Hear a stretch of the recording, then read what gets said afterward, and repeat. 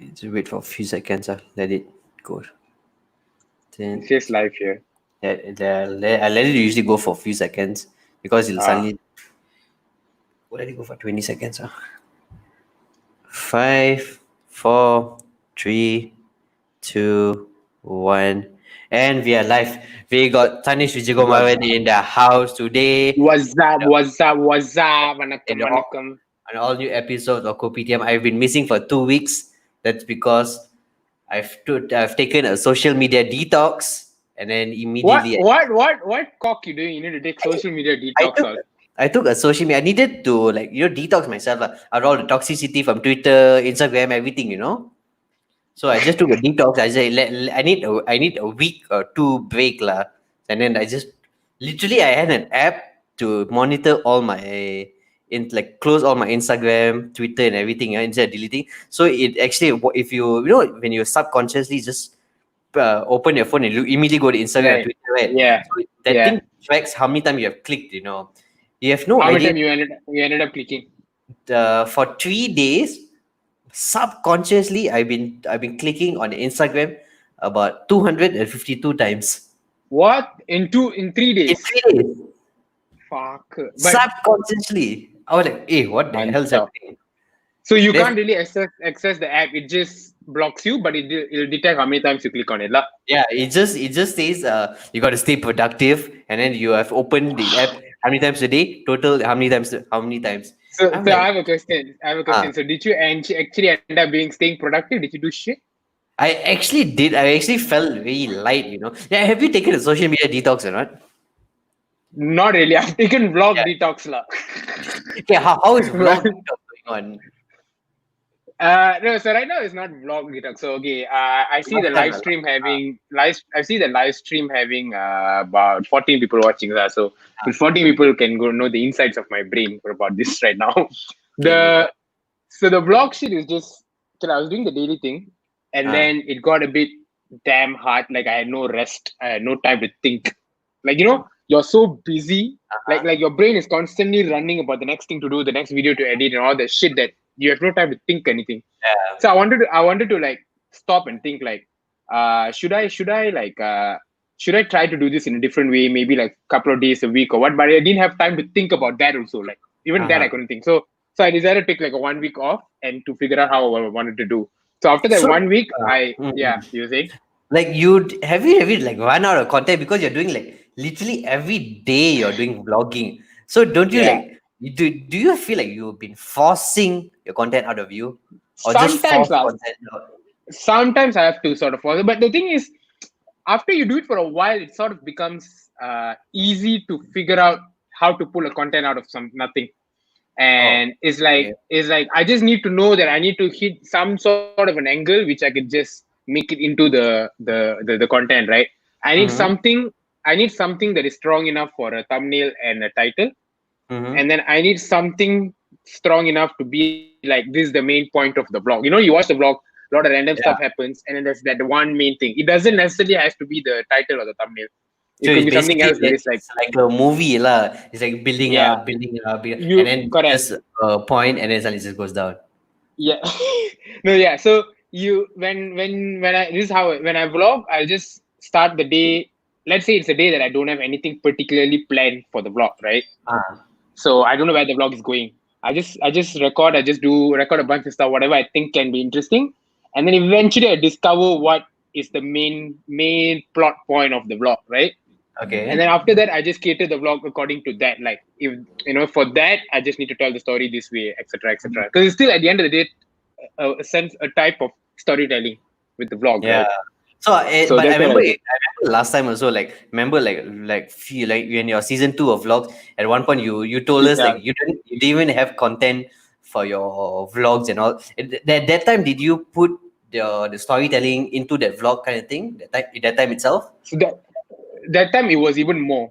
So that time it Mm-hmm. was consciously like, if I got no content, I'll just like tell some kind of a story and stuff like that, right? Mm-hmm. But it's like it becomes easier to know how you can make a story out of nothing. Like there's one vlog that Vika all made fun of me. Remember, like literally in that vlog, all I did is move my light. Like if you look at the vlog overall, All I Mm-hmm. did is move my light from one room to the other room, and that Mm-hmm. was like that The whole whole the concept. big thing. Yeah, in a Yeah. vlog, a big thing happens. That was the big thing. But then I just like told that story in a way that, okay, I have a problem. What's my problem? My office doesn't look very nice.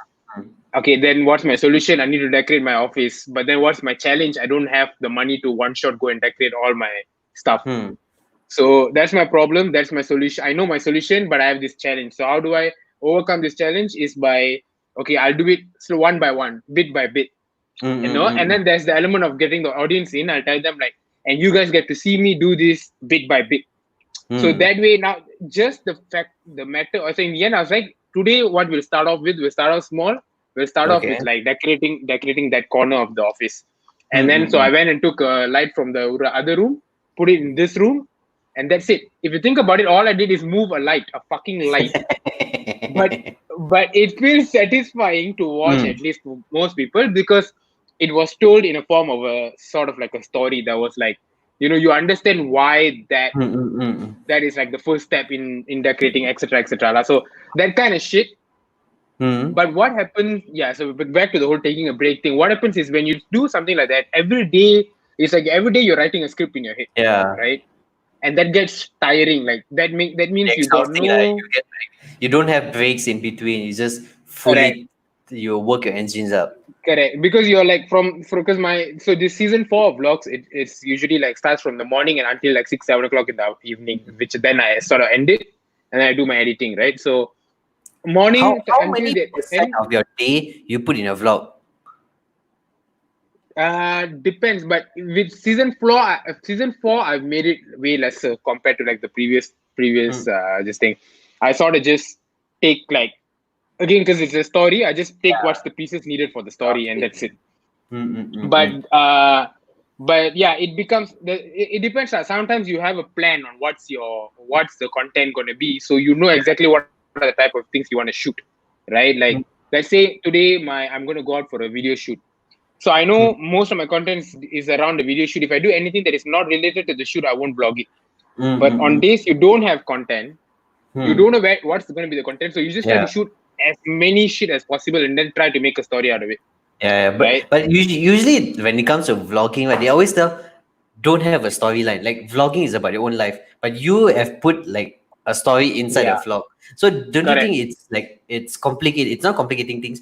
It's like it's all scripted. So if you Sort go of. off script, it's kind of like you. How have you gone off script when it comes to No, the vlogs and all? Because it's that's vlogs very that's personal, right? So if you yeah, like script everything, it won't be like really very nice. yeah. That's the advantage of vlogging. Mm-hmm. It's such a flexible type of content that you can do anything with it. Like, it's not like, yes, the usual thing is you just show them what you're doing, but Mm. you can also do things like scripting it or whatever stuff, because not scripting as in write down a script lah, but just having a Ah. story in your head and catering that blog towards that, Mm, right? mm, mm, mm. Because if you do stuff like daily vlogs, eventually people sort of know your routine. And like, especially me, it's not like I go out and do different things every day. Yeah. Monday to Friday, I go to my office, and then now and then I have shoots, Mm, that kind mm, of mm. stuff. So people will get bored if you just show what you're Yeah. doing. But if you manage to like in a day, you'll have something like, today I want to do this and this and this, right? Mm, mm, mm. If you manage to make that into a story, like somewhat like a story, it'll then be like, Exciting what is for audience to see yeah, lah. yeah, so now it's like they know this person's life, but it's like almost every day there's a story that this person is putting up. But then Today like my but then again, if you cater to the audience itself, like always think about the audience. That means you Mhm. make them always want like make them want to what or like don't you think you will lose yourself immediately like, at one point you'll burn out.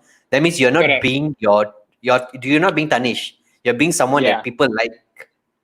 So like that correct. means So how do you address the situation like that? yeah, that's what I said. The vlog thing again is very flexible. That I can change it to just a day of like, just this is what I did today. As long as the Hmm. day is interesting, it's still interesting. So with vlogs, people don't sort of hold you down to this is exactly how you have to do it. Mm, you mm, mm, know mm. that's one thing as well. Yes, if I completely do a slightly different vlog altogether, people will notice the difference and comment about it, but nobody comes and says, "Oh, you cannot do your vlog like that. This is not how you Yeah. used to do." Usually There's no nobody proper says stuff like format that. lah. Yeah, because nobody can come and say this is how you should do vlogs. This is how it's supposed to be. Nobody says that kind of stuff, right? Ah. So it's just it sort of felt like up to me to however I want to shape the vlog. So for example, in season 3, the vlogs always end with a quote or something. Okay. Sometimes it's an actual quote, sometimes it's a funny ass quote that I just simply make up. That was like the format. Yeah. And season 4, I took that out just because I wanted to change it. And then I started putting timestamps like at 2 o'clock what I'm doing. And then when it cuts to the next scene, it might already be like 6 o'clock in the evening. So it'll show that it's 6 o'clock. So people get to sort of see Your that daily this is not kind of correct. things This is not a continuous vlog. This is more like random points of my day. So that's the reason I put a timestamp. This is like to say there is parts of my days that I'm not showing you, and you have to be aware that I'm not showing you. I'm only showing you bits and pieces. So I keep changing the style of it. So coming back to that, when I took that 1 week break, then I realized, okay, I need some sort of a free time when I'm not editing a vlog, when I'm not thinking about a vlog. Okay. So I thought I'll do Monday to Friday, I'll vlog. Every Monday to Friday, I'll vlog. The vlogs will go up on like Tuesdays to Saturdays. Then on an actual Saturday and Sunday, I don't have to vlog and I get to relax. What was your goal for this daily vlogging thing? It's so so last time I used to do the season 3 of vlogs, right? Then I stopped for like almost a year, and then I started this back, right? I realized that a lot of people, I thought most of my followers followed me because of the skits that I do on like Instagram and Facebook and YouTube. But turns out a huge, like more 50% or even more than my followers follow me because of the vlogs. I thought vlogs is something that they come and watch me for my skits, and then they're interested about me, and then they watch my vlog. So I thought the vlog is something that comes later in their discovery of me, right? But turns out a lot of people discovered me from your directly vlogs, from the vlogs, and they follow for the vlogs. From there only they went and saw my skits or whatever not. So then I realized that okay, the vlogs actually have like people recognize me just as usually for people vlogger is like is the back or the side thing. Mainly what this person does. It's always a side kind of thing. Yeah, but for a lot of that's why people call it the second channel or whatever stuff. But for a lot of people, I am mainly a vlogger. For a lot of people, lah. It depends on how you first discovered me. Then I realized that okay, there is still so much market for my vlogs, at least in where I'm concerned. So I should probably bring that back. And then I did. For me, the reason I have to do daily or almost daily is because only then I will make sure I pick up the camera and I vlog. If not, I tell myself. You just want to do something lah. Yeah, if not, I tell myself. You're one of those OCD flirts lah. You cannot sit down. You have to do something. No, not that. I can do that. If I do that, I'll end up doing it all the time. Like so like for example, how we used to do vlogs of how like even Vika does vlogs nowadays is when there's something interesting on the day. Like let's say today I'm gonna have something interesting going on, so I'll go and vlog, correct? If tomorrow I got nothing interesting, I won't vlog. That's how I used to do vlog as well. That's how Vika is still doing the vlogs, right? Yeah. For me, what happens is you start to get a bit lazy with it, and you also bargain with yourself, right? Yes, I know there's gonna be. That's why I'm there. No, you see, tell me if this is exactly right what I mean. You have the vlogging camera, you have all that stuff, you have put out some vlogs, but then you tell yourself, okay, today there's something interesting going on, but it's only like 2 hours of my day. It's not going to be enough for a full vlog. So today is not, a vlog is not needed. You think like that, except if like your whole day is going to be busy, but you'll never know if you actually vlogged it, that can still turn out to be a damn interesting vlog. Yeah. So for me is that I will always do this thing where today I know I'm going to do something fun later in the day, but maybe that's not enough for one vlog. So Namala today no need to vlog. And I kept doing that, and that's why my vlog channel was there was gaps where my vlog channel was dead for the longest time because I feel like nothing was interesting enough for a vlog by itself. Okay. But when it's almost on a daily basis, the audience also know that not every day can be as interesting as every single day. There's going to be interesting as days, there's going to be mundane days. Yeah. But so they are used to it. They never come and look at a vlog and be disappointed. They know it's going to be an up and down thing, and that's one thing. Another thing is to sort of push myself to make sure if I have a schedule every day, regardless of what you vlog, then every day I'll try to make it as interesting as possible. That made my channel more consistent. That brought in a lot of subscribers. that brought in season 4, it started bringing in a lot of views. Like Because even making it interesting also is a one of the biggest hurdle, right? How correct, for like vloggers or for script makers for content creation, how to actually make it interesting for people to watch? Because making it interesting is like everyone has very subjective kind of point of yeah. view and all. And to find the finding audience become the next part. How to make it more interesting for audience? Like say vlogging is quite for me. I find vlogging making it interesting is just your being yourself. It's just whether those people accept you for who you are or not. That's it. But like Correct. for content like skits, how to actually make it interesting? So for the okay, so different. It's true, right? Vlogging, like you said, you have to at the end of the day still be yourself.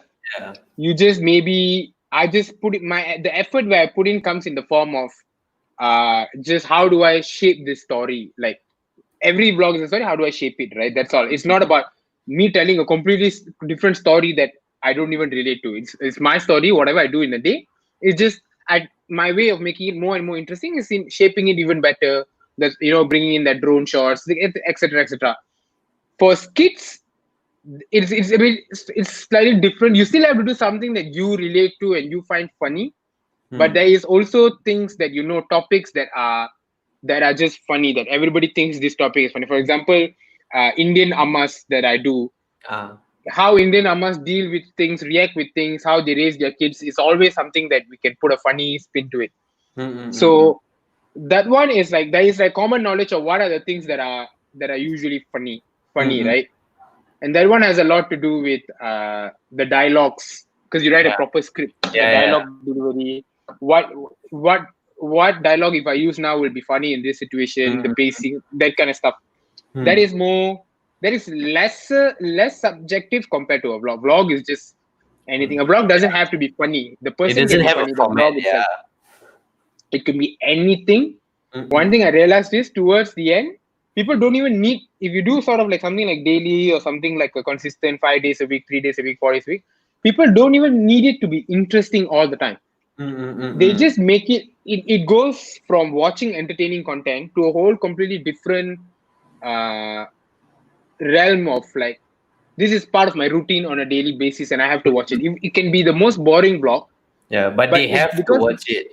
because they do it every day. It's like if they Mm. don't do it that day, it feels something feels It's off. a habit lah. Yeah, it becomes a habit. So that's why people take, when I don't upload a vlog, let's say I've been uploading daily, then I say, hey guys, today got no vlog. People Yeah. take it very like I mean, a lot of people are very, they They feel understand. Hey, betrayed. yeah, a lot of people understand. They are like, okay, take your rest and all that, but they feel very disappointed because it's like this lah. Like when you every day, let's say when you have your dinner or your lunch, you watch YouTube Yeah. videos and whatever not. We are all very used to this nowadays, YouTube or Netflix, right?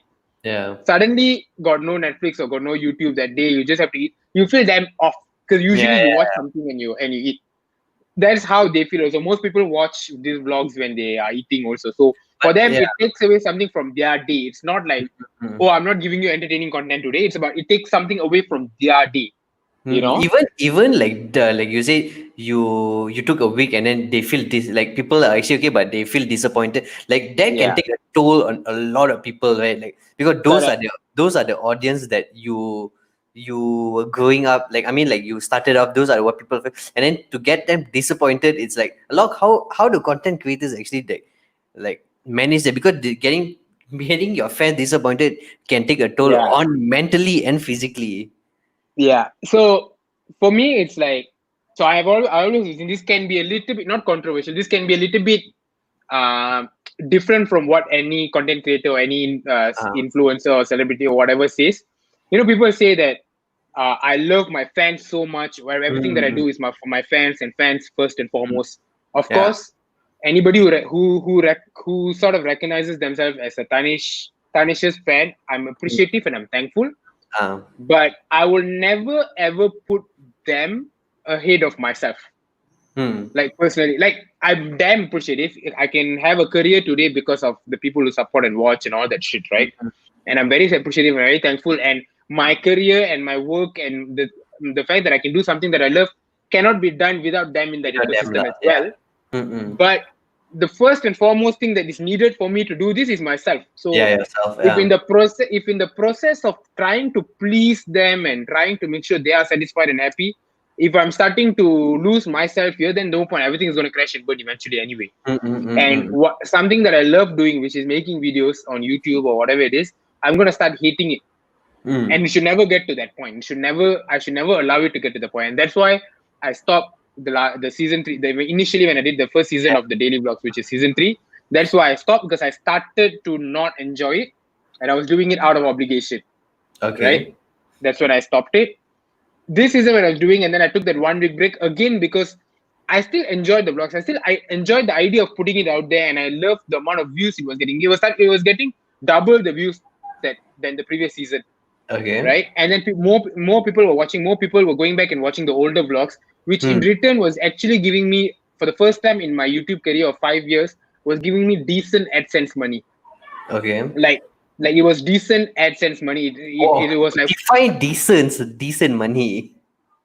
on the vlog channel alone, it was like four figure already. Like, you know how hard it is to get 4 figure in a month. Yeah.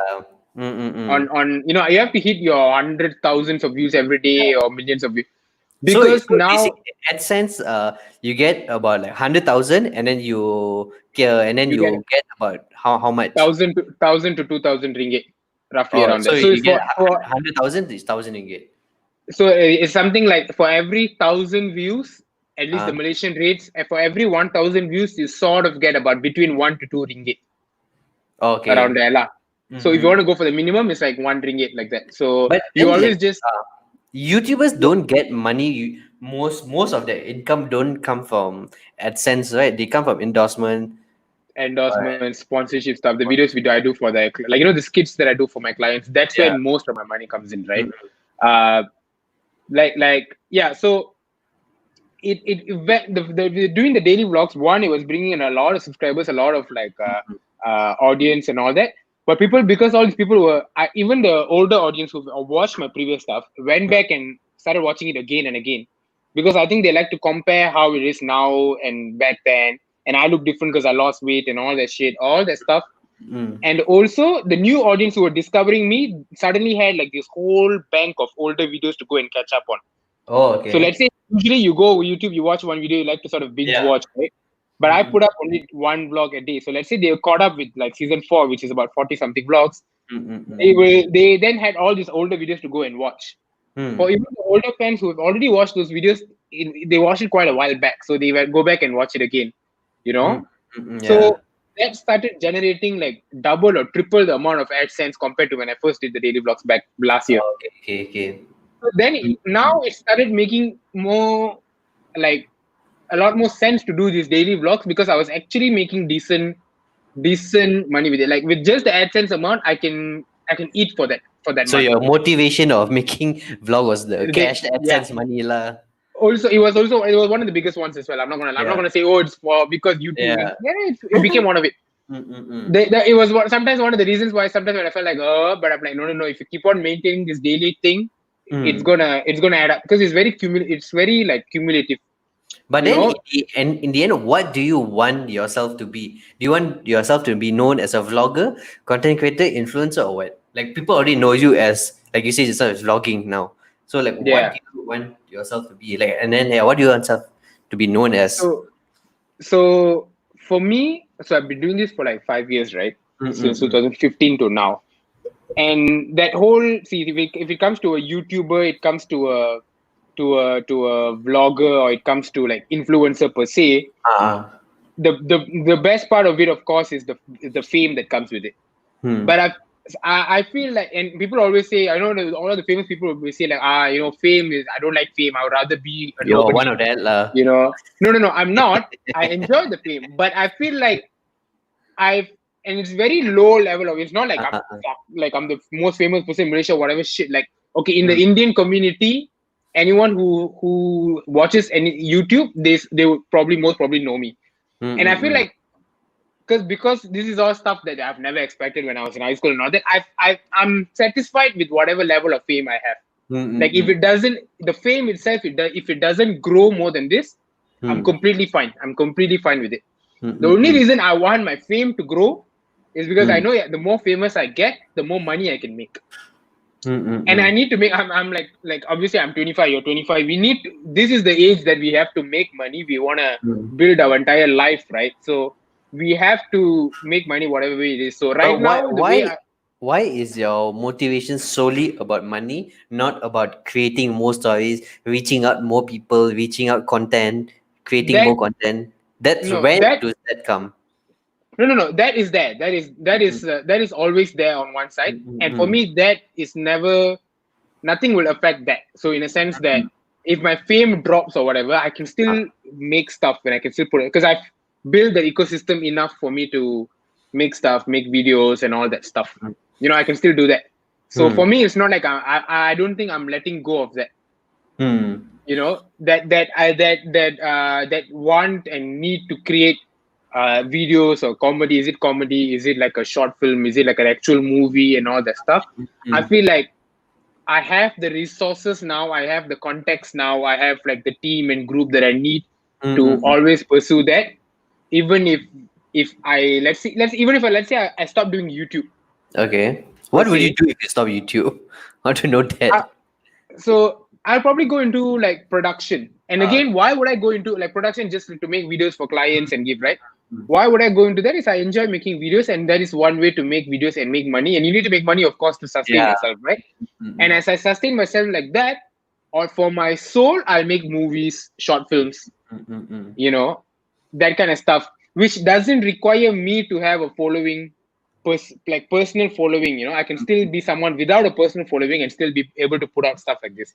So With a personal your following, yeah. So you with a want initially you want to put up movies, short films, content. That is your goal, lah, basically. yeah, that Oh, is always like that goal that is yeah. always there. But Mm-mm. the thing is, right now in Malaysia, that is not something that uh you can do it, but you can't exclusively do only that because that doesn't make enough money for anyone involved in that matter. Especially when it comes to Tamil stuff, right? Because I'm Mm-mm. like more interested in making Tamil movies and whatever. Yeah. Not, it's not profitable at the moment. So Mm-mm. because it's not profitable, you can sort of do it once in a while with the money that you made from some other source Mm-mm. and do it as like something to sort of please your soul and Yeah. really like enjoy the process. But you can't exclusively only do that. I have to mainly do my YouTube stuff with the sponsored brands and all that things. Uh-huh. Maybe work on improving more views to my YouTube channel if it's not a sponsored thing to get more AdSense. Do all that things to make, which I enjoy doing. The best part is I enjoy Mm-mm. doing that and it also makes me money, right? I Yeah. have to do all that and then I can take that and then go make the movies that I want to make. But I can't do it as often. Lah. If I'm completely Mm-mm. focused on that, then my money is gonna dry up. Then I need Yeah. to. So that is the thing. So for me, eventually, like you said, uh I don't necessarily want to be known as an influencer. I don't necessarily want to be known as like even a YouTuber for that matter. It's what I'm known for now. For me, Mm-mm. at the end of the day, as long as I get to make videos or movies Mm. for a living, why for a living is so that I don't have to waste my time on anything else. If I do Okay. it for a living, that means I can do it. I can just basically exclusively do that. Whether Mm-mm. it be it for YouTube, be it for just clients, so people don't even know my face. I'm just a production house making videos for big brands or whatever. Mm-mm. Like your Reservoir Productions, Yeah, like yeah. your So people like that, where would it be that's your end goal for that would ideally be my end goal because I feel like if let's say 5 years into making this, I'm already satisfied with the fame. If the fame stops, I'm already like okay because I've never wanted that much fame anyway. Right now, what I want, like I said, is just so that I can to make more build up money. money lah? Correct, which is everyone's one of the biggest goals in life. But Mm-mm. I know eventually at some point, whether I'm like 40 years old or 50 years old or whatever, or even earlier, I might feel like, you know what, I've had enough of putting my face out there and Yeah. having content be dependent on my face. Like, Mm-mm. I want to make stuff, but I don't necessarily want to put my face out there. I want to just be or behind the scenes and make stuff.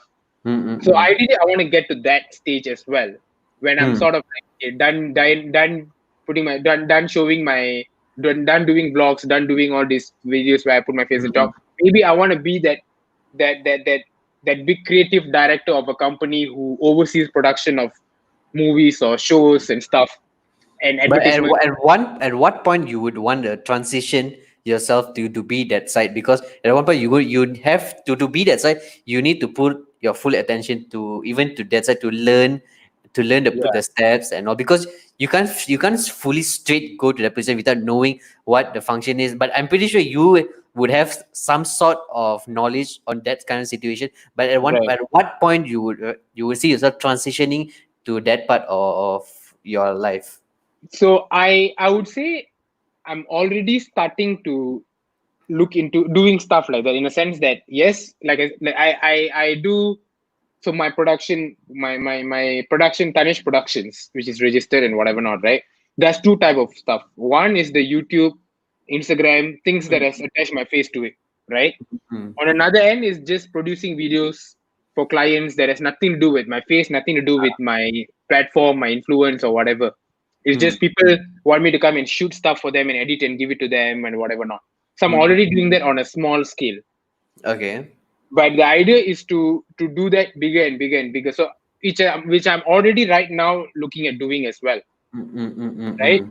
It's just that the idea is for it to eventually go bigger and bigger and bigger, by which time I can literally stop this whole YouTube thing. Not to say I want to stop, but if Mm. I want if at that particular age and whatever I feel like I want to stop, I can just do this.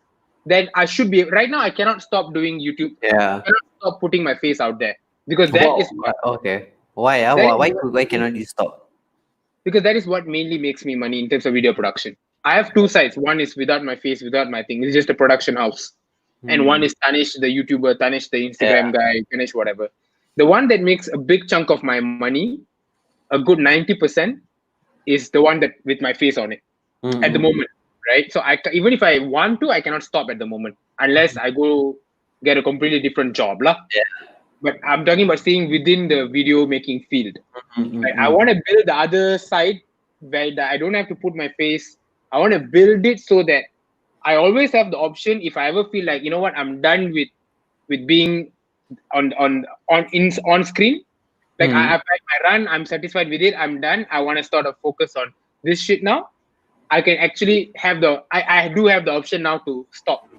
Okay. It's sort of, in a sense, it's sort of like diversifying your source of income also, like, in a certain Mm, sense. mm, mm, mm. I But want to give why myself. why don't you want to diversify now itself while you're still young, while you're still energetic, and then like I actually am doing that. while waiting for more, waiting for later on to come. No, like I said, I am doing that now. It's just that when I say that 40, 50 is, I feel that's where I feel like I will eventually be like, okay, I'm done with the being the face of the thing. Okay. Like I'm already working on the other side of it now, which Mm-hmm. is like a production house that doesn't require my face. I'm already Mm-hmm. working on that. I'm already building that. I want to hopefully get it to a, like at least my, is everything okay? I just heard the sound. Okay. Okay. Continue. Like I said, now Uh, me being on screen with my face is 90% of my income, and 10% is, mm-hmm. is the thing, right? I want Yeah. to hopefully in the next 5 years or so bring it to 50-50, or even that one more. That one is like 60, Mm-hmm. 70, and this is like 30% of my income. So I'm Mm-hmm. already working on diversifying it. But Mm-hmm. that whole 40 years old, 50 years old is just my prediction of when I will Oh, probably be okay. like, Okay. Okay. okay, I don't want to be on YouTube. I don't want to do act on stuff anymore. I just want to be like a Mm-hmm. creative, like a director or producer at the back. Creative side of the Creative, production lah. yeah, So yeah, if like the behind the scenes for only. okay, like for you're like the one of the most famous vloggers, like can tell lah. See, but Thanks, then lah. like Thanks, mate. see, I knew it all your pride, your manos all coming out. Like uh, was it like the how do people actually start vlogging? Is YouTube actually a way to go now? Is YouTube actually a a good place to put content out? Because I see a lot of people transitioning to Twitch and so on. And then YouTube has this the privacy kind of thing going on there. You can't post a lot of things there. You can't reveal a hmm. lot of things. So people are transitioning to Twitch. So like is YouTube actually sustainable? So at the moment, like in 2020, and this is like just me judging it based Mm-mm. on what I know, lah. I mean, obviously doing this stuff, right? Hmm. it all comes down to how, when you say is it a good place to go, I assume you're talking about doing it in a way that it makes money so that you can just Yeah. do that exclusively, It's, right? okay, first we start putting content out on YouTube, and then later we go on making money. Yeah.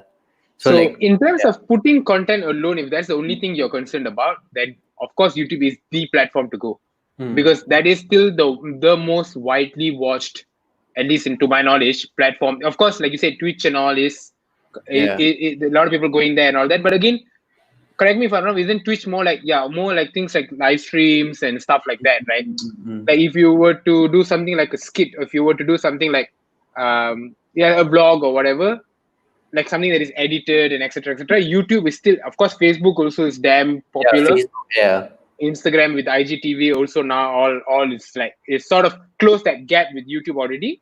But YouTube is still, when you think about videos, YouTube is still the platform to go at the Mm-mm. moment, at least. Maybe it can change in the next Yeah. coming couple Like of even years, but like at the moment, your views in Facebook are more than YouTube itself, right? So yeah, like, do you think like people should actually post their shit right. on Facebook and So all? so that's the thing. So now we're still strictly talking about content, right? We haven't touched into the money side of it yet. Mm-mm. When it comes to posting just for the content, Mm. there is a slight, if you really pay close attention to it, there is a slight difference in what kind of content works better on Facebook, what kind of content works better on YouTube. So Mm. this is how I've sort of come to realize it, how I've sort of see these very small differences. uh, Facebook is more like stuff there, because again, Facebook is, you have your status, you have pictures, people posting pictures and all kind of stuff, random Yeah. articles, that, and then in that line of things, you also see videos. Do you still use Facebook personally, not your page, your personal I personally? No, I use it, but only for browsing. I don't really post stuff unless it's to share my videos. I don't Mm-mm. really post stuff. I just sort of browse because all these articles or whatever. Not. Okay, But okay. Mm-mm.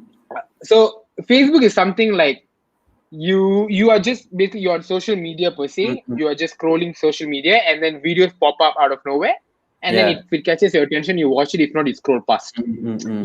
You don't go to Facebook yet at the moment. People still don't go to Facebook to watch videos. You know what I Mm-mm. mean? Yeah. So the type of videos that can go in there differs to the type of videos that can go on YouTube, because YouTube, people only go to the YouTube app. People only go to, like, either on their PC, or I mean laptop or whatever, on like on like PS4 or whatever it Yeah, is, yeah. or on their phone, when they, in their mind, they think, I'm gonna watch a A video, or I'm gonna certain watch a couple of video, videos. yeah. So in Mm-mm. your mind, it's like, I want to watch something, then you go to YouTube.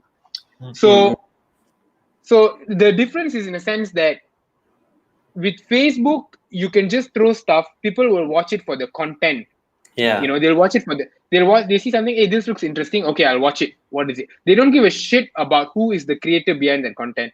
Mm-mm. Because half the time the things you see on Facebook is not people you follow. It's people. Yeah. So if someone else People shared a video, sharing. Yeah. and half the time even they themselves don't follow that person. Mm-mm. It gets shared across Yeah. so many levels that eventually, by the time you see it, it's the actual people who follow that page or whatever is like so Mm. many levels away, But that right? that is the goal of getting reach of for your content, right? So that's the thing. It can get reach, but it Mm-mm. gets reach in a sense of content and not for the creator per se. You know what I Mm-mm. mean? So I, Mm. I, I explain the difference when it comes to YouTube. On YouTube, most of the time, YouTube is very creator centric. Like, when Okay. you watch a video, right below it, it has obviously who posted and all Oh, that. yeah. On Mm-mm. YouTube, you can't really share it out in like different person. Like, on Facebook, let's say I post a video and you share it. On the Mm-hmm. timeline, I'll see your friends will see your face first. They click on the video, then only down there they see that I posted the original video. Who's the Yeah. original video owner? On YouTube, you click on a video, the original owner is down there. You can Yeah. immediately subscribe to them in Mm-mm. that same page and all that stuff. Mm-mm. So if you it's different. Okay, so you want to post on Facebook and IGTV, or you want to post on YouTube, comes down to the fact that, do you want to make a following for yourself, make like a community for yourself, where these Mm-mm. people are all your audiences who or watch you, who are your fans, who subscribe to you and follow up with the stuff that you do. You build like your own community, Yeah. you go towards YouTube. If you Mm-mm. sort of just want to put out videos that gets a lot of views and all that, people don't necessarily have to give a shit about who you are. You put it on Facebook. That's why things like the BuzzFeed videos, things like Dude, your now, BuzzFeed videos are crazily cringy. I don't know, the BuzzFeed yeah, videos, the quality is just dropped at one point. It's right, like, I don't know what they're putting. Like, it doesn't right. make sense at all. I actually haven't seen much of BuzzFeed nowadays. Like I Because think it's I sort of think they got some backfire. I remember seeing on right, Twitter something happened and then they all got on fire. Like all the employees started like everybody right. started attacking the employees and all such Oh like shit, things happening. Then after that they right. was just like they just stopped making videos. But the one of the most like I enjoy seeing is college humor. Have you watched Right. college Yeah, humor? yeah. Like This those few of content. the OGs. Yeah, I remember watching that from when I was in college when was like 18, 19, when we were 18, 19 at the time, their content was a bit different when they Right. were. But if you do that the same content now, it wouldn't It might work. not work. Correct. Yeah. So So yeah. yeah, so you see the type of things you see on Facebook is videos like from BuzzFeed or that thing called Now This. It's like some sensational story that they will put, and then I think the name of the channel or whatever is Now This. Things Mm-mm-mm. like that where nobody gives a shit about who makes the videos. You just Yeah. watch the video for the video. But on YouTube, it's more like, is it PewDiePie? Is it NKBHD if it's tech? If it is it Mm-mm. Linus Tech Tips? Is it your, it's a lot more creator centric. So it Yeah. depends on what, if as a creator, if you're thinking about 2020, I want to put out content, what is the best platform for me? You have to see What you want what to is the trade do. you want to. And the best case will be to just do it on everywhere. Mm-mm-mm. Just And put it see on if YouTube, see whether it works. put it You on put it. Facebook also, put it on Instagram also. Whichever picks up for you, then you maybe want to start focusing on that about a lot more. Mm. But nowadays Facebook you can monetize, YouTube you can always monetize. I think Mm. IGTV also now can start monetizing already. I think Oh really? if Yeah. I'm not mistaken, it's either you can already start monetizing or it's gonna come up in the next like very Oh, soon. okay. So even in terms of monetizing, then I think any platform will works now. So I think when IG starts monetizing, it's gonna the algorithm gonna change drastically when it comes to yeah, IG, yeah, Instagram, correct. and already Instagram's algorithms like it's quite bad lah, to be honest. Yeah, that's why people have to resort to sharing it on their story and like new Yeah, post, new video. Like I used to make fun of people who post a picture and say new post yeah. Now and you then are block doing their face. Now it. I'm doing it because it's so drastic the difference if you don't share it on Yeah. Insta story, the number Mm-mm. of likes or whatever you get, and then if you actually share it on Insta story and the number of people who actually click on it and like it or whatever, it's so drastic. When you do stuff like sponsored posts and all that, which if your views don't match up with whatever you Yeah, promise your the brands or clients and whatever, all. Yeah, it gets risky lah. So you need to try to yeah. bring in as much people to look at your stuff. So Yeah. you have you sponsored your post on Insta? You know. No, I've never sponsored any post on Insta. Uh, I've done last time when I used to do videos for my old channel, Black Sheets. I mm-mm. tried with sponsoring boosting one of the videos for like Uh, $5, uh, but like only $5, so it reached like a very small group or number of people. But after mm-mm. that, I've never sponsored it. Yeah, What what sometimes what what would you do if you weren't doing whatever you're doing now? uh, I guess I'd be suffering in engineering. Like, yeah, I guess I mean yeah, I think Mm. I probably because I did engineering also because I felt like okay my dad's an engineer and my all my uncles are engineers and I Yeah, grew up in that to environment. everyone that doesn't know, Tanish and I were in the same college, same Yeah, university, but we found out and like towards the end of our years only. yeah, we became friends outside of uni and all that, and then realized oh shit we're both in the same Yeah. uni, How but we how were did in you different. find out, that we were in the same uni? Was I it your think I story? Yeah. could be, or maybe I think I asked you which uni you were in or something like that. No, I no, don't yeah, it was your story. You know, like what the fuck right. you doing here? Then, dude, then I remember you saying, dude, I'm studying here. And I'm like, I also studying here. we when we became friends like 2017 18 17 17, right. 17. Yeah, end of 2017 I think. I remember it was the event in The Red Bull event. uh the one Then with Raj and all that. yeah, yeah. Then after Yeah. that, we got to know. Actually, we all of us, we all became friends like not that long ago. People always Yeah. think we became friends like 10, 20 years back when we were in high People think school. But people we, think we are all like, yeah, high school friends, or we are yeah, friends for like 10, 15 years. I think the oldest friend I have in this particular group is Mathu and Vikarla, and they also I met them. that also, I yeah. only But became friends with them in 2016. yeah, about We 4 years met back. them. I met them in 2000 end of 2015, and like Mm-mm. December I met them once, and I Mm-mm. talked to them. But that was still like, oh, I'm a YouTuber, you're a YouTuber sort of Yeah. thing, lah. And then Mm-mm. after that we met, like we only became friends in 2016, Mm-mm. and then everyone else is after that. Even like Harvind, Joshua. Joshua was the latest, I think. Joshua Yeah, was Joshua is the latest. Joshua is like I met latest. him 2000, like when what yeah, year?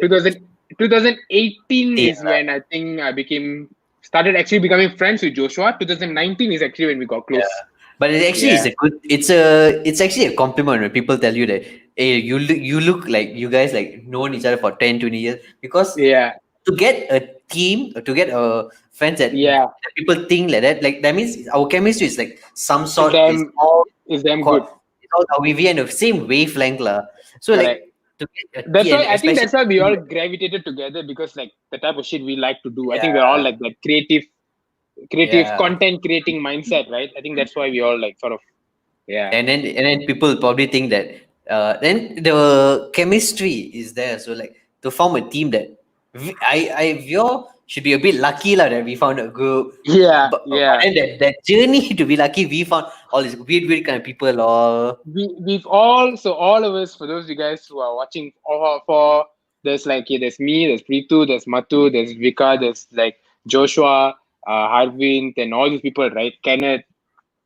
In the process of finding this particular group of friends and team that we can work together, we've all had a lot of other, you know, people who we Mm-mm-mm-mm. sort of worked with in before this, and people we were friends with before this, and all Yeah, that didn't work out. It either didn't work out because we just grew apart, or it just didn't work out because there was some shitty stuff that went down yeah. between us or whatever, not for us to Mm-mm-mm-mm-mm. eventually find this. Yeah, I would say, because you suddenly But realize that this group of people is like, okay, yeah, this we is the just exact type of yeah. mindset that I have as well, and it takes Mm-mm-mm-mm-mm. time to actually find the kind of group. Yeah.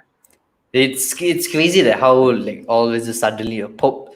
Also, like one more thing I wanted to talk to you about is Tamil cinemas. Like, Mm. okay, I can't speak Tamil.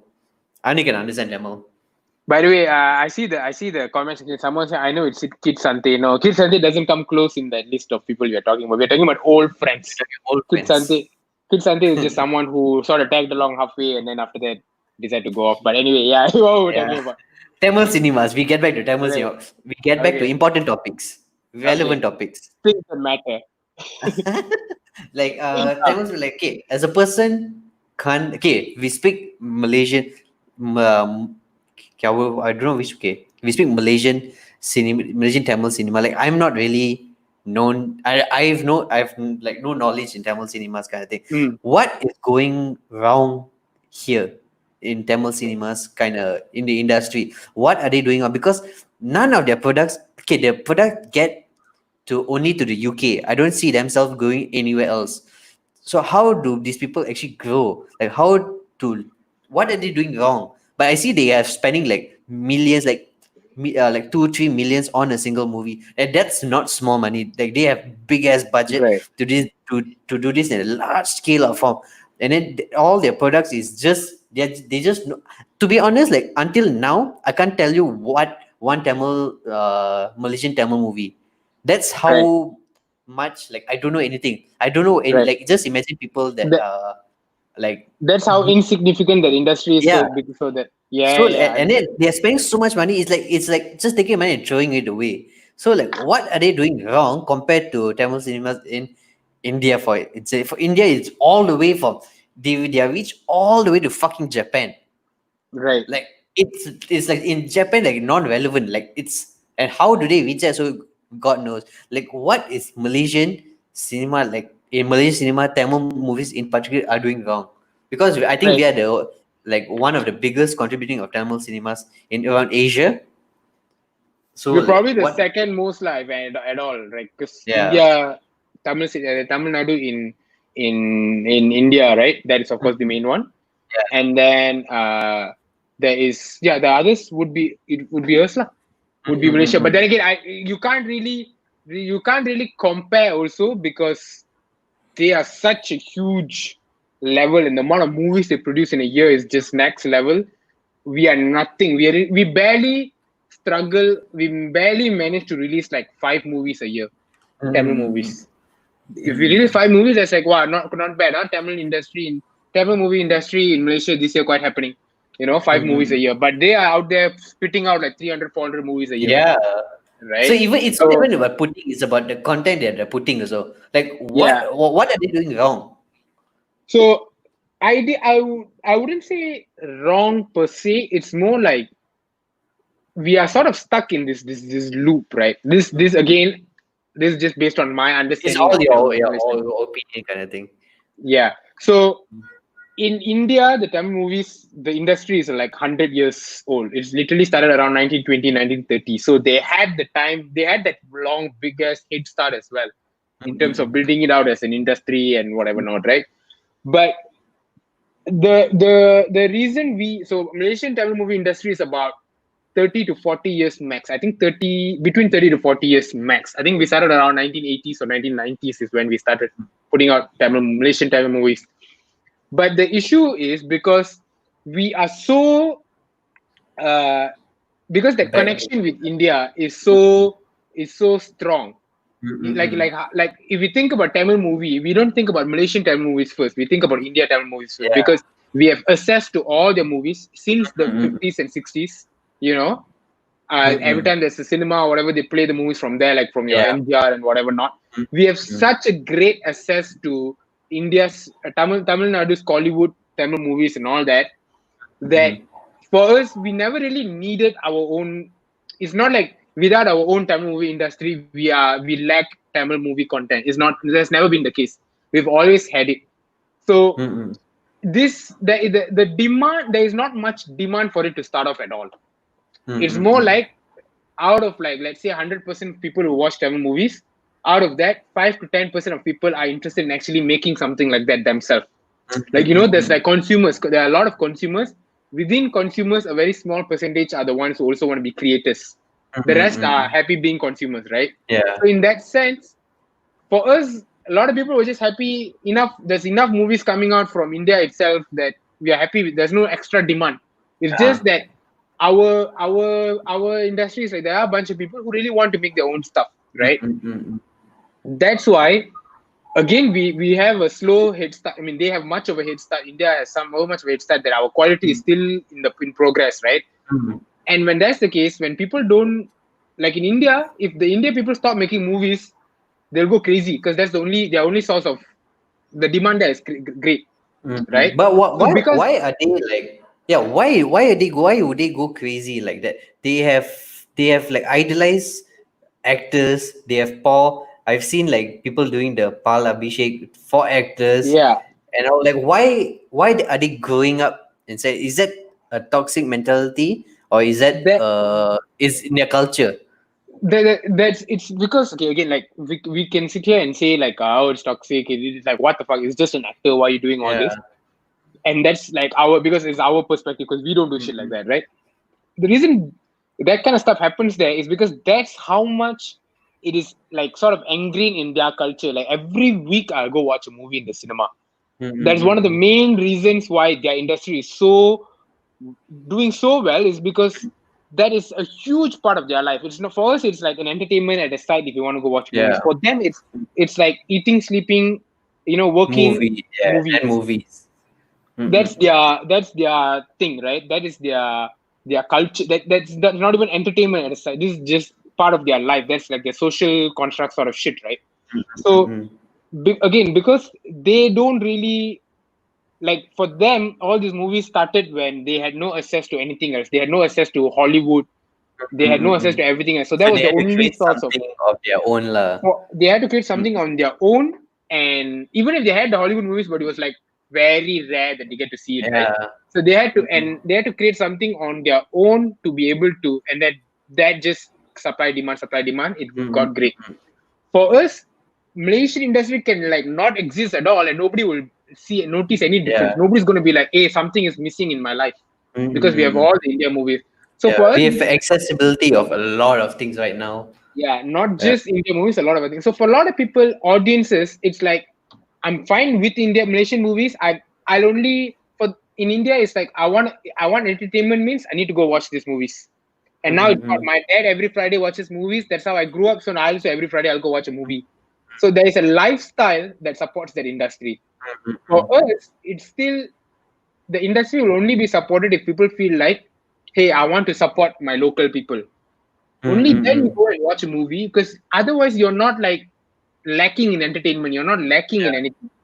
Every week Mm-hmm. you want to go watch a movie. Every week there's almost every week there's a Tamil movie from India playing there.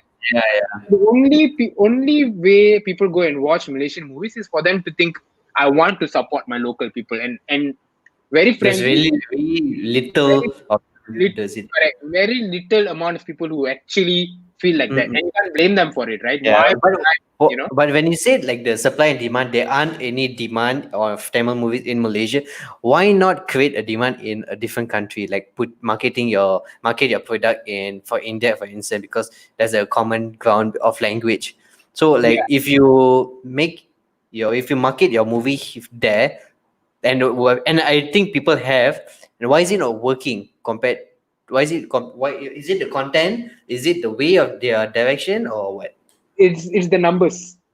So you Mm-mm. cannot bring Malaysian movies to India Mm. because again, yes, there might be some group of people who'll be like, oh, I want to watch how a foreign Tamil, group of people do movies, but they are watching it out of curiosity. They are watching it out of like a novelty rather than like this is a form of entertainment. Like it's there. It'll be there. You'll get your market, but it won't be enough to sustain. Like it won't be enough to help you grow. Mm. And if that's the stuff in India, Malaysia, if we cannot saturate like our market in Malaysia itself, like we cannot even get all the Malaysian Tamil people to go and watch. Yeah. Go get in a different country with even lesser population of Tamil people. It's even more. It's even less impressive. I mean, not Mm. impressive. Sorry, that's the wrong word. Even less beneficial at the end of the day. You Mm. can do that, but how many of these people are there to actually support it, right? The Mm. issue becomes because not enough people actually need Malaysian industry to do well.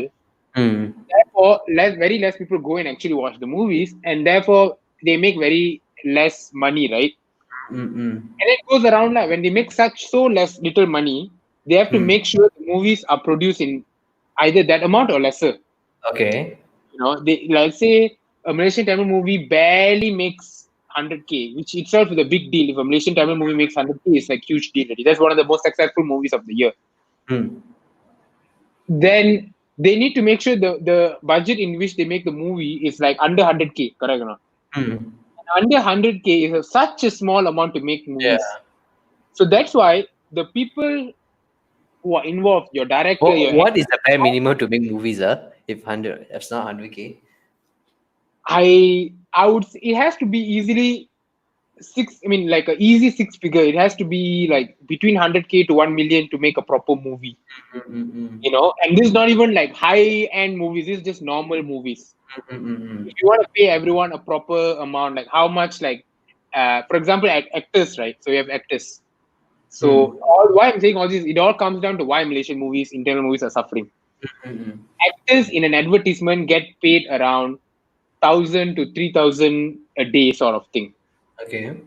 But for a movie, because at the end of the day, how much you can make out of the movie is so little, and Mm. therefore your budget is so little.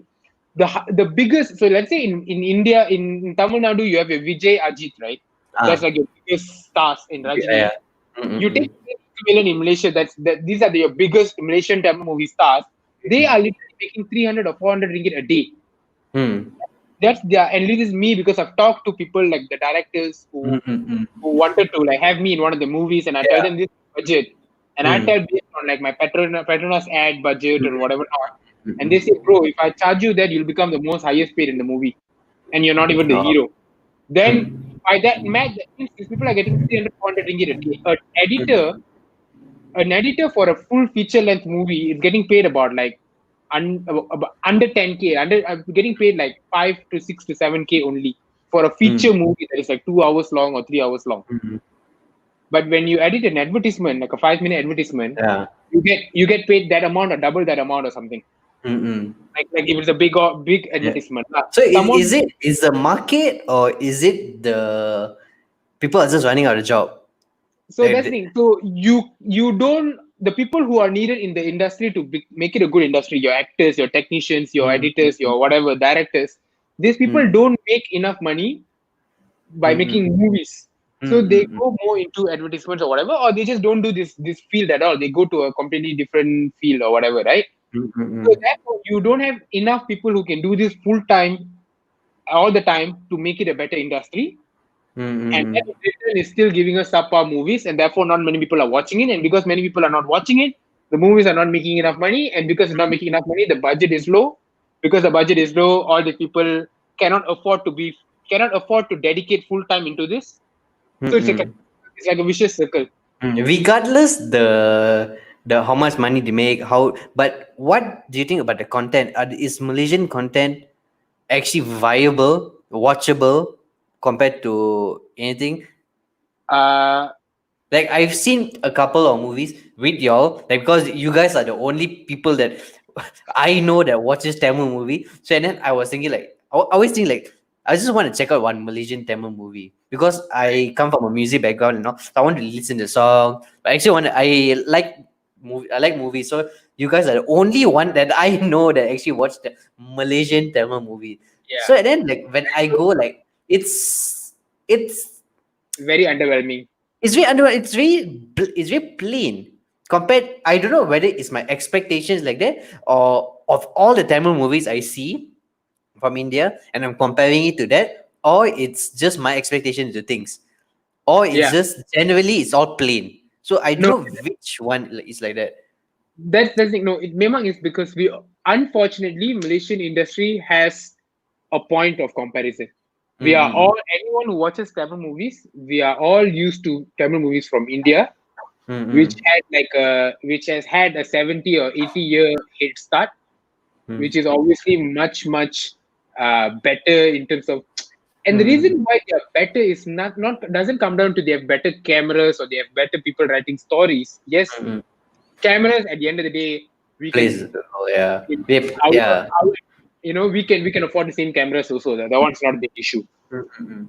But that's why technically we've gotten better. But still, in terms of the stories, in terms of all this stuff, music, in terms of because overall that this culture is not there. It's an entire industry. It's an entire group of people every day, morning to night. That's all their focus is. That's all Yeah. they do. And there is generations of people doing that. Like people born to like you have your film industry people, and then people Mm-mm. born to that people born to that people that are sort of ingrained in their life already.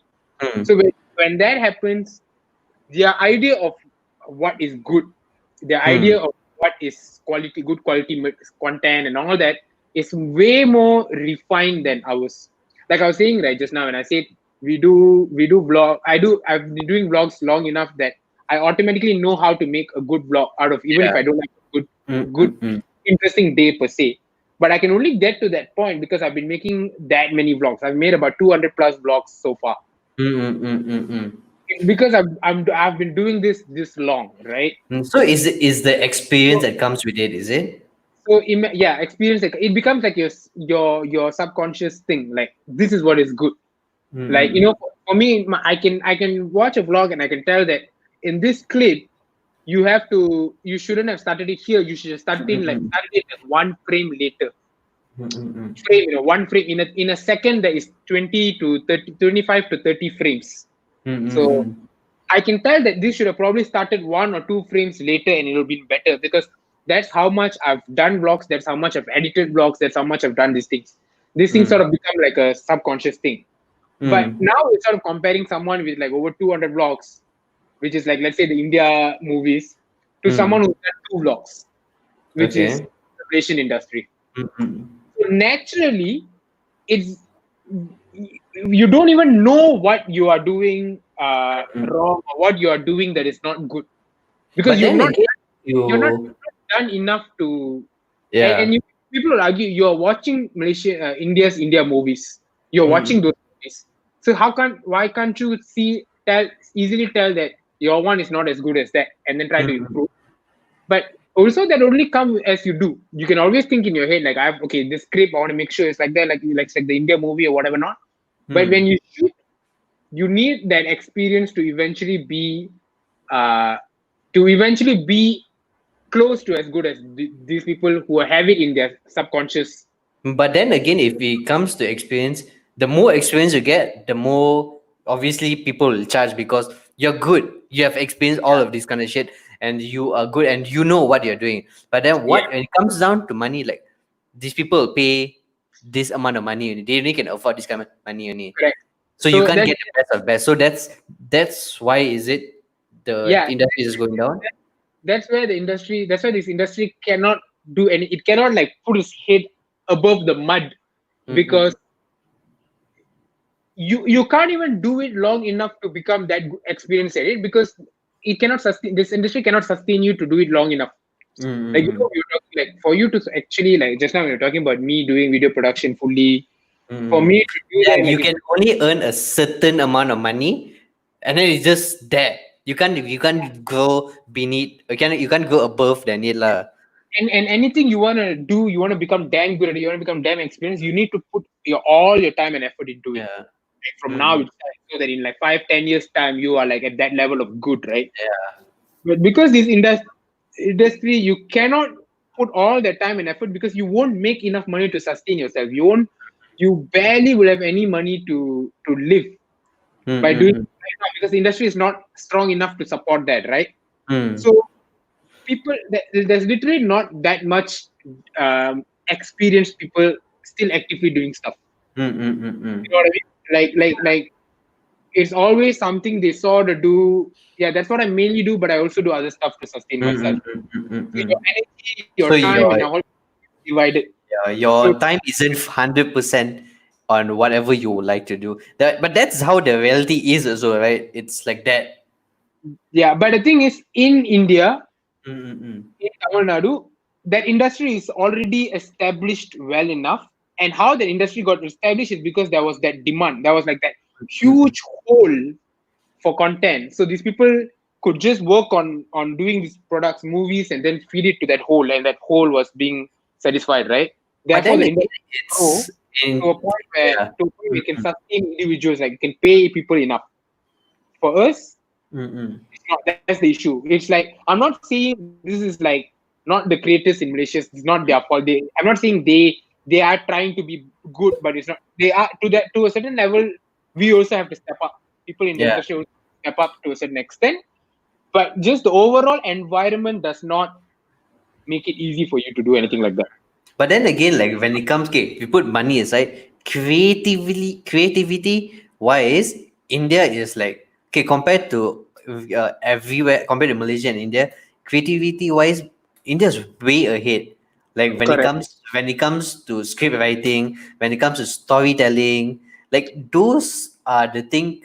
Like Malaysian are people in do you think Malaysian people are lacking when it comes to those kind of things? Like how the like I remember when Matu was saying the movie the IT little when Madhavan, Surya and Siddharth has a different kind of colors where Madhavan only Yeah, green color. So those are the aspect of creativitiness of people of Maniratnam on doing these kind of things and all.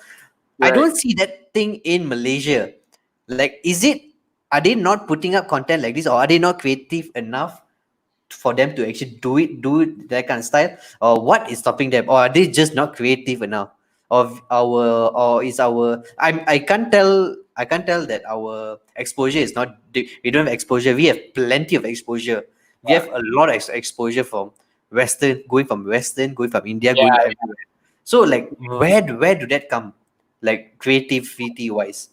So for me, to my thing is, it's one thing when it comes to movies or whatever it is, right? It's one thing knowing what is good, and knowing what if I do this, like for things like that, let's have different colors for different actors because they are different characters, and etc., etc.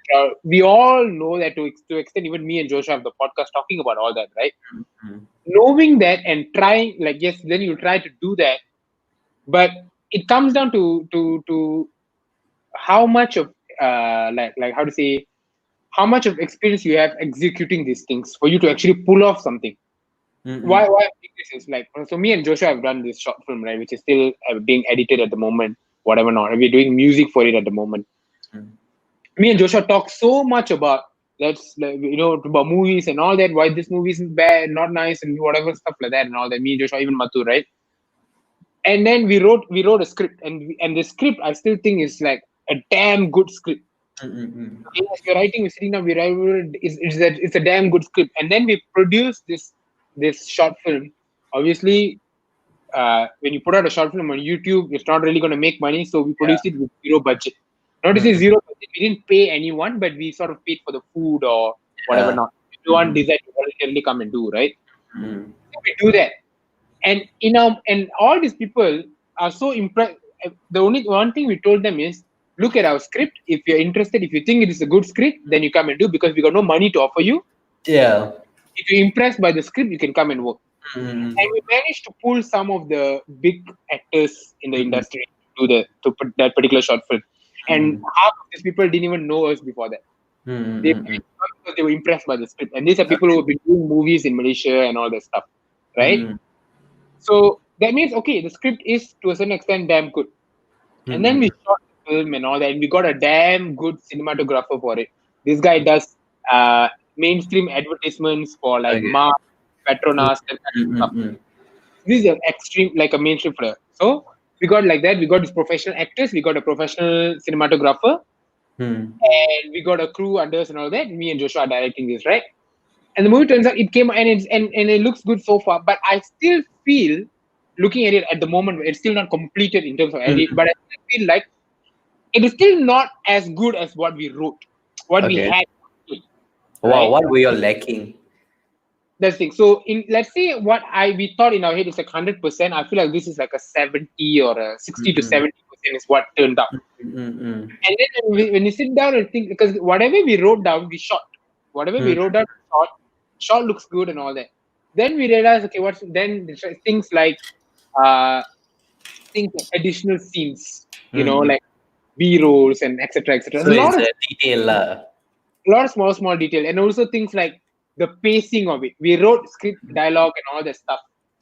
But also, we didn't take. Again, we had a lot of time constraints, right? We had because we had to shoot the whole thing in 2 days, right? So in one scene, we can't. Once we get one good take, we can't really do more. We can't really do multiple angles. We get that one good angle, we're good to go, right? Again, that comes down to like logistics and budget wise or whatever. We can't afford to get these people for free for like one whole week. We have to try to. So things like this, and also the fact that, you see, I like we were shooting this conversation scene. We shot this guy talking. We shot that guy talking. So we thought, okay, good, done, good enough. And then we edited it. We feel like, this particular dialogue, it would be nice if we had a wide shot. The dialogue, it's nicer if it's a close shot. But all we have is these close shots. Right? In our head, we wrote a damn good script and we shot everything that's on the script. Yeah. Where it becomes great, between good to great, is the idea that maybe here you should have cut to a wider shot. Maybe here you should have cut to. That kind of stuff only comes with experience of executing it. Like you should have done like 5, 6, 7 short films. Like, see, next time I go and shoot something like this, I will have that in my mind. And next time there'll be some stuff that I miss out on, and I realize while editing it, then I feel like, oh shit, okay, the next time I do, I'm gonna do that. So as we can know, like when me and Joshua set out to do it, we were like, we are not going to make any of the mistakes that the Malaysian industry usually makes. And so what are the mistakes actually usually? Things that, like just at the base of it, like very bad scripts. Scripts that do not get worked on long enough for it to become good. It's just like at the first glimpse, you get a story, then they go out. They don't visit on it, and they share it with a friend and go over. So we put so much work into the script, right? But when it came to shooting, we had to do it in 2 days and have to do it as fast as possible and whatever. So you had that constraint of going on when doing the shoot.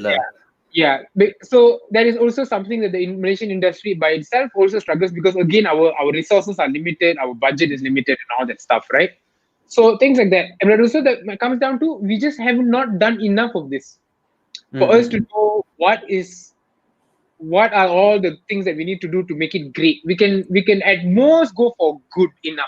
But you Yeah, guys have like references for a great movie, a great short film, so yeah. produced by many outside the country. Like, when those references, do you think like references are way more than enough to know, okay, you're doing this, and all, right?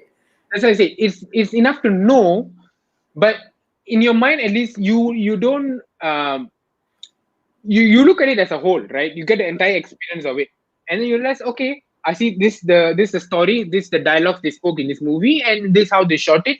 This is the Mm-mm. type of character that they use. I feel this is the type of coloring that they did, and this is the type of music. Okay, it looks good, but some a lot of small things that makes a movie or a thing good is something Mm-mm. that you don't very explicitly see. Mm-mm. Things like I said, things like that small shots to like B-roll shots is Mm-mm. if you don't really grasp it, you don't grasp the idea of how much that was needed to Okay. make to make the whole experience good for you. You know what I mean? It's something that you add that people don't realize it like a obvious thing, but it adds to the whole experience of watching it. But then again, like when you say the level of detailing, like when I was telling you about the movie that I didn't as a because as a normal person going for a movie, I didn't realize all of that. I didn't Yeah, realize the color scheme. I didn't realize the level of detailing. So yeah. like your audience are normal people, like people just watching. So what's the point of putting that level of detailing into a movie when people don't even realize that's actually happening there? So that's the thing. You don't realize it as like, okay, here, oh look, the color is like that, the color is like this, the color is like that. You don't Mm, realize it explicitly like that, but it adds to your overall experience of how good the movie was. mm, mm, mm, mm. You know what I mean? Take something like The Last of Us, for example. Uh, Why? Okay, it's I the haven't first played one. that game. I haven't played that game. I haven't played I that have, game. The I first have, ones I never played. oh, you didn't play? I Okay, never so played then, the first one, so. then you won't relate to this. Okay, take okay anything like anything that is like that is you don't see the small details, Mm-mm. but your overall experience of, let's say I were to show you either a little without that coloring and all that stuff, Mm. and then I were to show you either a little with the coloring and all that, your overall experience of watching it, you would have enjoyed the one with more. So If I ask you why, subconsciously you consciously, will. if I ask you why, you won't know exactly why. Things like Mm-mm. that, you won't exactly know why. Just your, I'm not saying you won't enjoy the other version. You Yeah. might have just enjoyed this a bit more. Your Mm, overall experience, subconscious experience would have been more better with this. But you mm-mm. can't, if I ask you, you can't really pinpoint why, unless Mm-mm. you're like these film decoders or whatever who go around looking for things like this. And these people also, it's not like they instinctively know. They would have read like a director or a cinematographer try to do, Ah. and then from then on, from for watching other movies, they try to look for things like that. For them, Mm-mm. it's not like while they're watching it, they're like, oh yeah, this one is just they try. You only see the kind of stuff when you try to look for it. But do you think is if like I know you, Matu, and all, you guys are when you watch movie, you guys look into the detail of the detail. But do you think like even if you look inside the detail of the detail, that would ruin the whole movie? Like one small thing, it will ruin the Yeah. whole movie. So it's like Sometimes you can do yeah. that. Mm-mm-mm. So That's why you all isn't it a bad habit to have? Like as a decoder, as a like a movie critic and all. yeah, exactly. It's because you start to when you're someone who likes to talk about movies and you do this thing like a review or whatever. The moment you sit down, you're on your mind, you're already writing that script for that review, or thinking about what you're going to talk about the movie later on, which can tend to happen. Like you sit down, like okay, starting going like that, or this, it's like you try to, rather than watching a movie as a movie like a whole movie, you try to look at it very detailed. Like okay, oh here so far all nice, or at this moment this fucked up a little bit. This why this. So that means this movie is not so good. Like Mm-mm-mm. you're putting a rating in your head as you go. If you do that, yeah, you can end up not enjoying watching movies. But something that I've sort of realized, sort of make sure is that I never think of, I consciously try to not think about anything like that while I'm watching the movie for the first time. Mm. Once I'm done, then I sort of replay it in my head, or maybe watch the movie a second time to sort of analyze it per se. Analyze it. Okay. It's something that something that after one or two times of watching a movie too critically, right? Then I've Mm-hmm. told myself, if I do this, I'm not going to enjoy the movie. So Mm-mm-mm. it's easy enough. You just don't think about all the review stuff. You don't think about all this shit. You Just just watch watch the movie for the movie. and then come out thinking, did I like it or did I not like it? You will have Mm-mm-mm. a base idea of, okay, that movie was good. But I'm pretty sure for you it's damn hard, right? Because those details keep on bugging into you. Because it's And the then, same. It's the same way I feel about music also. I'll try to listen to music whether I like it, but the small details will bug me. yeah, Those yeah, small things, but it's fucking hard to critique a movie without seeing the details in it. But also that details can be the downfall of the critic. Also. correct. That's why there's the difference between let's say a creator per se to a consumer. When Mm-mm. you want to, when like even if it's a review or a critic, you're sort of putting it out on a platform, right? So I would say there's still some sort of creation, and for you, on your case, you do music is some sort of creation. Like Mm-mm. I always differentiate a creator and a consumer very like that's a clear indicator of difference, because the way we consume a creator also of course consumes content, Yeah. but a creator consume content is completely different to It's how a completely different from how a normal consumer consumes the correct. content. Yeah. And that is, if that takes away the experience in any sense, that's just like a necessary evil of the thing lah. Like you want to Mm. be a creator, you sort of have to have, this is part and parcel of doing that. Mm-mm. Yeah. Like for example, okay, so things that like Joshua has been putting, Joshua has been damn active on Instagram and all the last couple of Mm-mm. months, right? As so things that he put out, uh as someone who does stuff like that as well, like Instagram and stuff, and I think even you or our group, we Mm-mm. know the like if he does a particular Insta story, we know why he is doing that Insta story that Yeah. way. We know Yeah. the We can when a content creator actually do this, we know why is he doing this. correct. What's his purpose? Yeah. What exactly would have been his mindset when he did, like he can talk, like one day he can talk about like something, the next day, like let's say every day he talks about something, and then that one particular he doesn't talk about it. We Yeah. can see why, Yeah. we know how to think on a creating point of Mm-mm. view. Mm-mm. For a consumer who's just a consumer, for them Mm-mm. it's just whatever you give me, I Yeah. consume it that Yeah. way. So Consume it. Yeah. yeah, and this is not like, oh, we consume it better, they consumer consume it lower, Mm-mm. and nothing like that. It's just the Mm-mm. way it's consumed. For Yeah. us, automatically we analyze that content as we consume it. There's a Mm-mm. whole other side of analyzing it. This is it. So if Joshua, let's say I'm just throwing Joshua an example, he does Insta stories this way, we know why, we know what type of we watch it, and like we know he's saying this, or even it's not just Joshua, any one of us, me, Vika, you, I whoever. think the more you say Joshua, the fucker's going to message us, going to tell you, Correct. you're gonna pay him to use his name. One confirm, If I if tell if the bastard is watching it, you. lah. This is how we'll know if you're watching it or not. If you're Ah. watching it, yeah. No, but any one of us, when we do this stuff, we are like, I know why you put out this Insta story, because I know the type of response you are expecting from this Insta story. So for example, today, I don't know if you saw, I put out an Insta story telling that the Watch is telling episodes are gonna drop, but this time we're doing it shorter. We're gonna Mm-mm. try out something shorter. Mm-mm. For a consumer, that is just, oh, okay, he's just announced, letting me know that today is going to be different. Yeah, But you will probably know that is me setting that expectation for them so that yeah, they're not going to be disappointed. yeah, As a creator, we know that that's the reason you put out that thing, because you want to make sure the expectation is matched and they don't get yeah. disappointed. Hey, every week I see a 1 hour one, today only like 12 minutes, 30 minutes. What the hell? You don't want your Yeah. That's why this episode, like this show, also was a bit hard to go because it's long, and uh, Malaysian Asian particular consumers what? don't normally consume content that are really long. Yeah, So yeah, yeah, so it's a thing that I was wanted to experiment on because I like to do things that are normally like people what do. people do. Yeah. So And so no, there's no harm because it's like you just won't know until you try it lah. yeah, same. Like when we did the podcast, so I've never done any videos like that long. Like the Yeah. only thing I've done is that India vlog that is like what 50 minutes, and even that I was like damn scared, whatever, Mm. right? And I had to set that expectation. I have to tell them, yo, this is Yeah. gonna be a movie, it's gonna be like that, like this, like that, like this.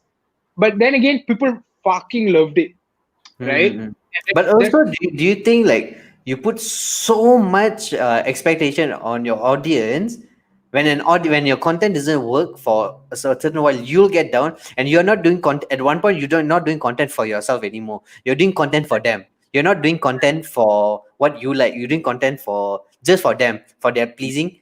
And like at one point, like guys, like I say earlier, you will burn out eventually if you keep on doing like that. So it will happen. that, yeah, that is also one of the biggest toxic trait a content creator will have Content as well. creator, right? Yeah. What happens, I think what happens is when that particular content you do becomes so successful, Mm-mm-mm. even when you start going in your mind, you start going in a different direction. You cannot Yeah. change because you're so scared that Yeah. if you change it, I won't maintain this level of success with the content. Yeah. It becomes even more harder when it's something that's making you money and that's one of the main sources of income that you're depending on or things like that. A lot of people there are things Mm-mm. people who depend on stuff like that. So when Mm-mm. that happens, it becomes even more harder to change. And for Mm-mm. like it's very easy to say you should also as a content creator you should always stick to what you really want to do and all Yeah. that. But think about it, how many people out there, and like not content creation, people who do normal jobs. When I say Mm. normal jobs, like any 9 to 5 jobs or Yeah. any particular profession, right? Mm-mm. That is what they do to make money. And a lot of people, not like probably 50% or more people might not even enjoy what they're doing. Mm. But they don't easily quit Yeah. to be like, this is what I want. This I'm not enjoying it anymore, and that is very widely accepted. Yeah, Mm-mm. it's their job. I know they're not enjoying it, but that's their job. You can't really quit your job that easily. When people actually quit, that's when people be like, "Hey, are you sure you want to quit your job? Yeah. You think it through, all that stuff." But when it comes to content creation, it becomes like, hey, like people doing something, stuck doing the same thing that they do because that's what works, even though they're not enjoying it. Now we throw in the word of do what you want to do very easily also, which is ideally how it should be. But if for the people who depend on that for a living or depend on stuff, it's very hard. It is just as hard as an engineer to quit his job, as a lawyer to quit his job. It's It's just as the it's a system lah. It's like hard. following the system. Like it's like the typical Indian system where you get a degree, you work, you find a wife, you buy a house, buy a car, you get kids, Yeah, and that's it. That's your like that's your life. that's That's that, that's the typical Indian mentality. Every old your grandfather or father and had. like our father for grandfather Yeah, generation. they had like that. So like our generation is breaking that system out. Correct, It's a good way where people are doing their own things, but correct, it's a risky. Like we have taken more risk now. Like correct. literally doing not or literally like not working for as an engineer is a risk already. But Yeah, it's a risk we are willing to take. That's the correct, difference. Is whether are you willing to take the risk or not. It's correct. not going to be a pretty, right? But are you willing to do it or not?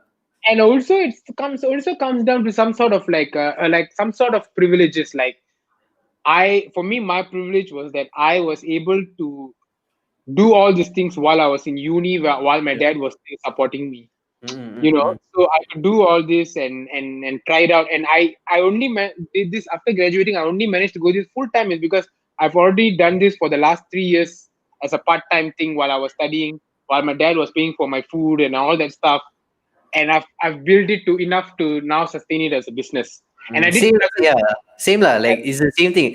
They Yeah, just know you can do whatever you want as long as you finish a fucking degree. correct. So Yeah. I feel like when I did full time in 2018, I was struggling like mad. People think YouTubers make a lot of money, but 2018 I was struggling like mad. Like Mm-mm. I was there's a lot of stories to go into, like which Yeah. is like I know for a fact Matu was struggling because both of us were like barely had any money to eat in a Yeah. month, and that is Mm-mm. 2018. Mm-mm-mm. 2019, okay, I managed to somehow I have enough money to eat. 2020, okay, I can start investing into my business, like getting Yeah. an office and getting things like that. So there's a growth, but the growth is also at the back of some sort of a privilege where for three initial years, I got to try this out. Where if Mm-mm. I failed, I wasn't going to die. Like I had Mm-mm. someone to help me, So it comes with that privilege. Like let's say you're already working something like that. Was like you're like I studied engineering. I was already Yeah. studying. Let's say I'm already working as a fresh graduate engineer for 2 years, 3 years, depending Mm-mm. on my salary. And I cannot drop. It's not cannot. It's very hard to drop all that and Yeah. try YouTube if that was what I wanted to do. I can Mm. still, yeah, maybe I can still do it part time. But again, you see, I managed to make this into a sustainable business now in 2019 and 2020 because Mm. even after going full time in 2018, I had a period where I struggled like mad. I Mm-mm. struggled like I, mad. I think everyone would, if you pursue the creative side, you would need to struggle a bit.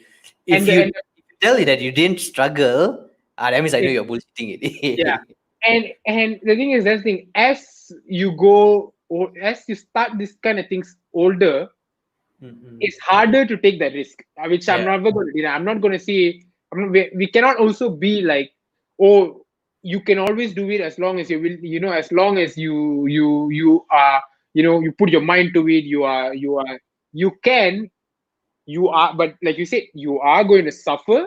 Mm-mm. The equation just comes down to Can can you you, actually, yeah, can you withstand the suffering or not? So if you've already built a life that like every month I have to pay for the car, every month I have to pay for my house, my rent, every mm. month I have to pay for mine and my wife's food, Yeah, those my children. responsibility lah. Is that When that kind of shit happens, it's very scary to take that risk, lah. It's very hard to take that. so But you have responsible to actually to do, yeah, yeah. yeah, but for us, at least I think for us, it's like when we took the risk, also it's still just us as an individual. We don't have much commitments yet. We don't like. At least I didn't have a car, didn't have a house. I have nothing that I'm paying for. The only thing Mm-mm. that I was paying for was like for my phone, and that's Yeah. it. Like, I'm living under my dad's roof and all that stuff. So But it's yeah, the but the privilege. best thing about if it's the best thing about creative industry, the create anything, music wise, YouTube, everything, this thing can come even when you're 50. Correct. It doesn't have a specific age where you can come in as well. That's Correct. the best thing about creative industry. You can take how long to build your like what's it your responsibility, fulfill your responsibility and everything. You can even come at 30 years old. Yeah. That's There is the no. thing about creative lah. There is no like. There is no Age requirement kind of bullshit YouTube. all that shit. There's Yeah. nothing like that. It's just yeah. Because as you grow older, usually you have more responsibilities. It's harder to make that jump if you have to, but Mm-mm. it can still come at any Yeah. freaking age or whatever it is. So that is what made me. That is why I always, for me, I know that it's this side of things, creative side, my own business sort of thing, because there is like how on a fixed salary job, and I'm not putting fixed salary job down. I'm just saying that's not for me per se. Mm-mm. With my way of thinking, with fixed salary job, every industry has a uh, And every year. low and high lah. Yeah, no, every year your pay, the maximum increase you get is this many percentage Yeah. for different industries. And if you change job from one company to other, you'll get like maximum 20% Yeah. of this. Your The growth in terms of monetary growth is still very much Yeah. And especially in Malaysia, it's very small.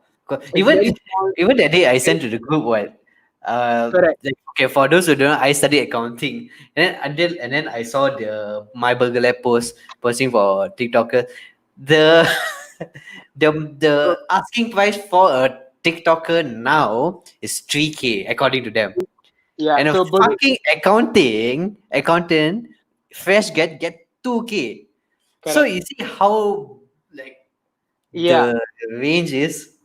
And the thing is, people will say, yeah, of course, as a fresh graduate, 2K, whatever, no, but then eventually you'll grow to like a good But amount. But yeah, the thing, how the long you want to grow? How long takes do you want to wait? yeah, Yeah, it takes very long to yeah, get there. And I'm not saying that is bad, so nobody should do that kind of stuff. For a lot of mm, people, that comes with the stability of knowing yeah. every month I have salary. So they prefer that. They don't mind that slow growth, Mm, in mm. terms of their thing. But as long as I'm stable, I don't have to worry whether I got money or not. Yeah, Right? For me, is my mindset is I'm a bit okay with taking the risk of maybe next month got no income. I Mm-hmm. just have to learn to manage my Yeah. finances better. But I want to be able to say that, for example, from 2018 to, and I don't mind sharing this because I'm not putting out an actual number, but Mm-hmm. from 2018 to 2019, I did my taxes, right? Mm-hmm. My 2019 income was 5 times as more as my 2018, like Mm-hmm. annual income, right? Mm-hmm. And I'm so I'm not throwing in any numbers, but it was 5 times more than my 2018 one, right? And that means, see, that means that, let's say, for example, it was 2,000 a month for in 2018. That means there's 10,000 a month for 2019. Yeah. This is just an example, right? Mm. Where in a salaried job, that jump is, how It's long is yeah, it yeah, to go there?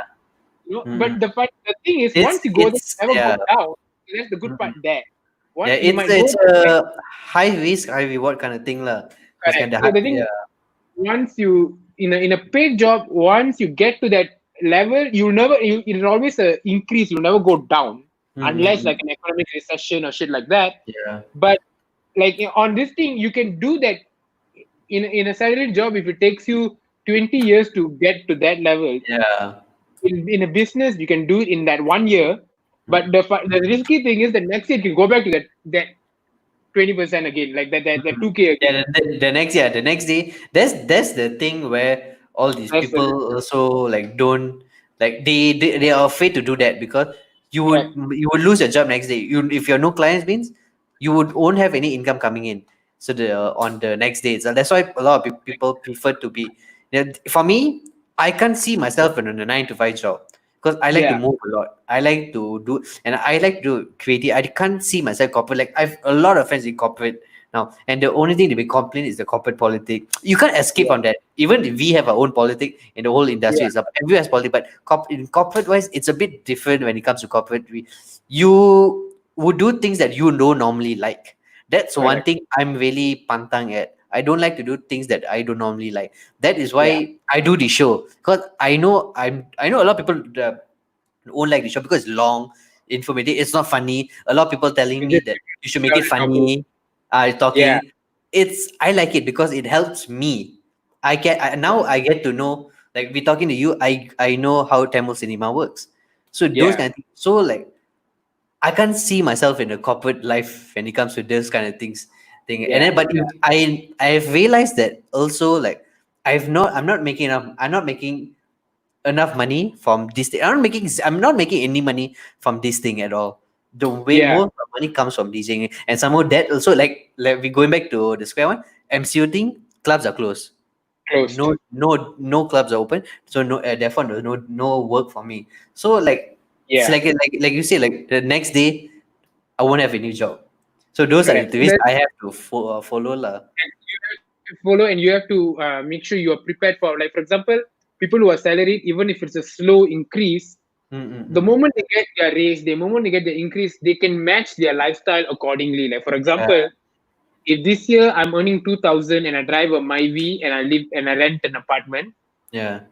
5 years down the road, let's say my salary is like 5,000, which in itself is a bit of a hard increase to go.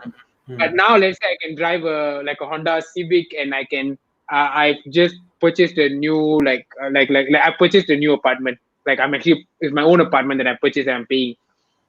You can do that kind of stuff the moment you get a raise, the moment all that, because it's either your salary is either going to be that Yeah. constantly, or you're going to get more. You're not Yeah. going to go down. So you can make Mm-mm. those commitments, right? Mm-mm. On our side, as much as, like, let's say Yeah, we are my limited on commitments lah. my income increased by, let's say, by 5 folds, by 10 folds, doesn't Yeah. mean I can immediately go and match my living style, my living cost to that level. Because Mm-mm. if it drops, then I'm fucked. Yeah. So, on this side, on a year, you can earn enough to be able to afford a fucking Ferrari, for that matter, and Mm-mm. get like a huge ass bungalow or a mansion.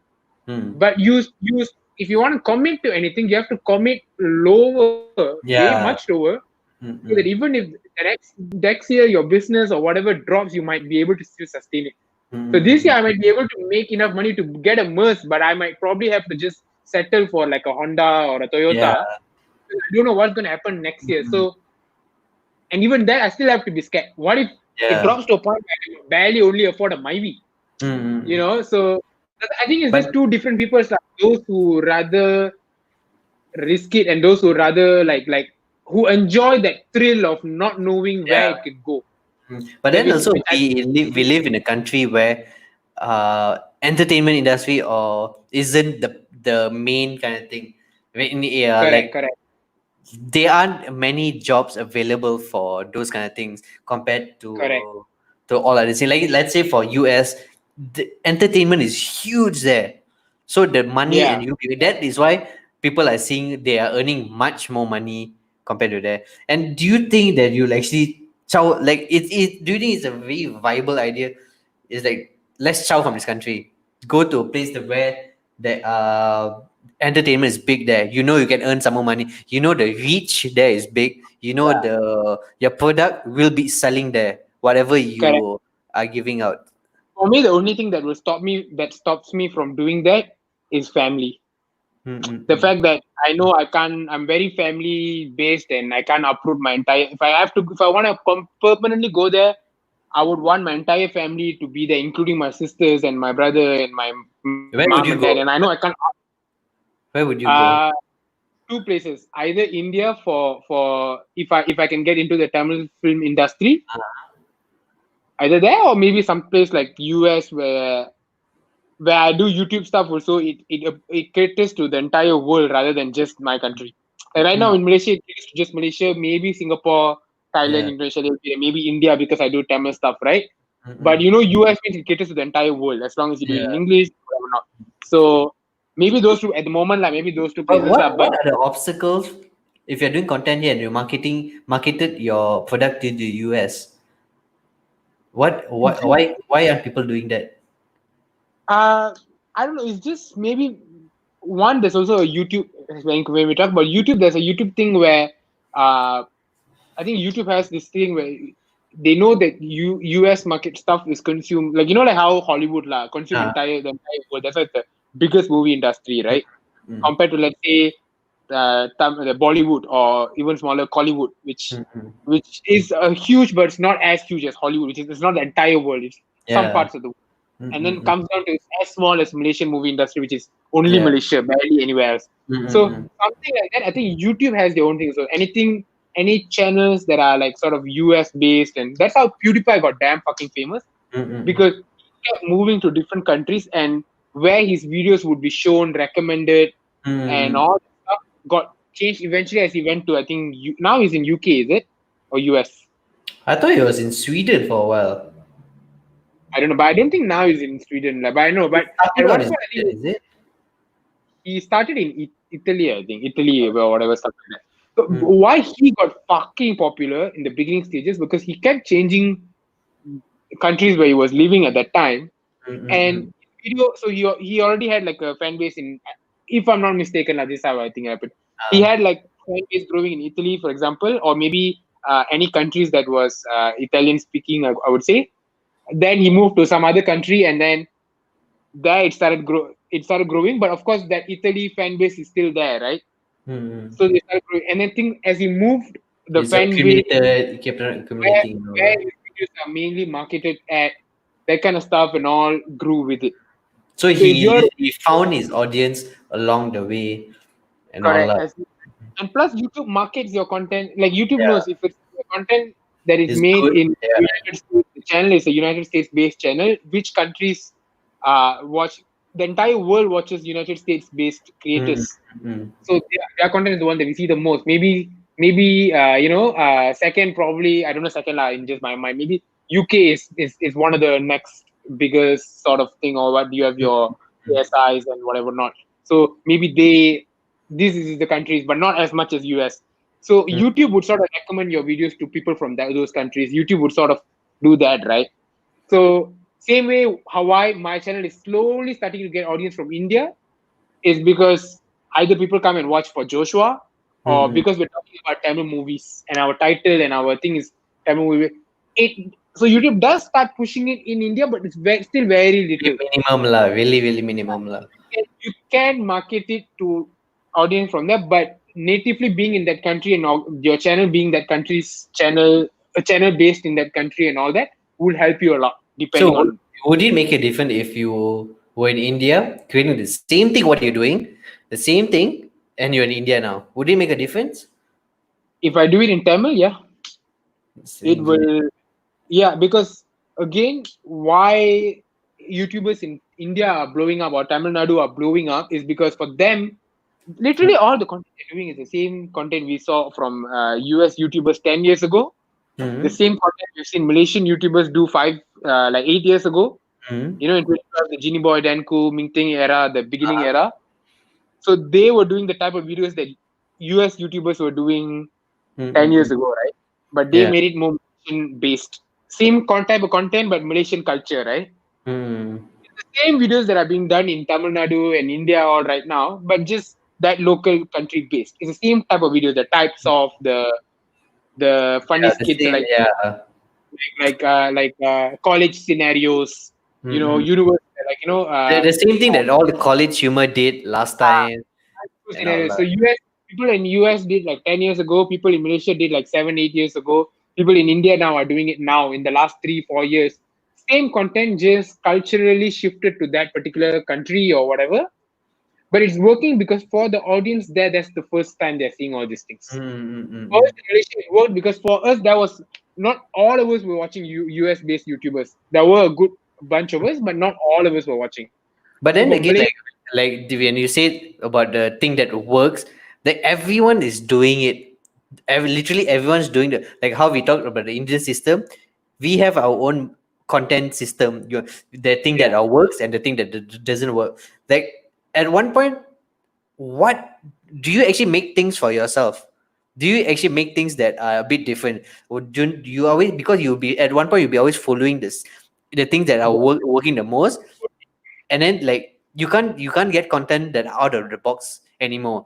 There are correct. only a certain created content only. And then when there are content like you say, like Jordan Peele's movies, like Mm, something's way out of different. But at one point, I'm afraid those kind of content won't be reachable to us, because people will all be following the same system again and again and again. At one point, I think all contents like that will just disappear. Like, right. how do you, how what do we do? How do you do I about? That's the unfortunate thing. Mm, I would say it's two ways. Like yes, when people realize there is going to be a particular type of content that works, a lot of people are going to gravitate towards that, and it mm, will work. And that is just these people are this. So two type of people, right? Some people want to do stuff that they want to make. Some yeah. people want to do stuff that they just want to be like they just want to be a YouTuber. They just want to be whatever content creator is it, whatever it is. They never have an idea of what type of content. Like again, some people, like I said, come in thinking this is the type of content that I would like to watch and I would Mm, like to make. I want to make this. Again, mm, some people come in, wow, this content creation life is damn nice. This mm, YouTube life is damn nice. And if I can do that, I'll enjoy it as well. They don't necessarily have a strong feeling on what type of content they want to make. They yeah. just want to know that they want to be making something. So Mm, those people usually go towards what works, and then let me yeah. just do what works, right? Because they don't have a natural inclination towards this sort of content, that sort of content. They'll be too comfortable doing Yeah, those kind of and things. I guess from our point of view, you can look at them and say, you're not even doing something real to you. You're just doing what works. But for them, it doesn't matter. For them, they just enjoy doing it for the Yeah. sake of doing it, right? And I guess that's fine. But I will always believe that there's always going to be the other side of people who do content that they want to do. Mm. Unfortunately, they might not be as successful as those who only focus on what Yeah, works. for them it's like out of like 10 content they create, only one will One actually will work or be whatever nice. not. Yeah. Correct. So it's up to the reason why those kind of people don't really pop up much is because eventually at some point some people have to think, can I do like if let's say for them to do that content, they need to put all the effort and energy into it. Then they need to make sure it works also, because Mm-mm. if not, they can't afford to put all the effort and time and energy into it, right? So But like if it's something okay, you saying? if it's something that they can do, but they Mm-mm. don't have to put in all their time and effort and energy. That means they can sort of work on a side, like do something else, or mainly work and do this on a side and all that. These type of people, because they don't depend on a career on that, they will end up just doing what they want to do because they are like, regardless of what, I'm not going to be affected. I have my money and Yeah. whatever. Not. But for those people who do, the unfortunate thing happens when you do start off making the wanting to do things that you want to do, but it requires all your time, all your effort, all your energy, and then you Mm-mm. realize it's not really working out. So if Mm-mm. you want to continue making content or whatever, you need to also start doing things that you know Works is out. going to work, Mm-mm. because there is some way you have to survive, right? Then they start doing that. But in that case, then you sort of have to find the balance of. I think there's one Peter McKinnon video that says one for he called it one for something, one for your soul. So you do Ah. one content that you know will work, one for the audience, one for the soul. You know your Mm-mm. audience will love it, you know everything, and then the next video you do it what you want to do, Mm. and then you go back. Yeah. Maybe you balance it that way.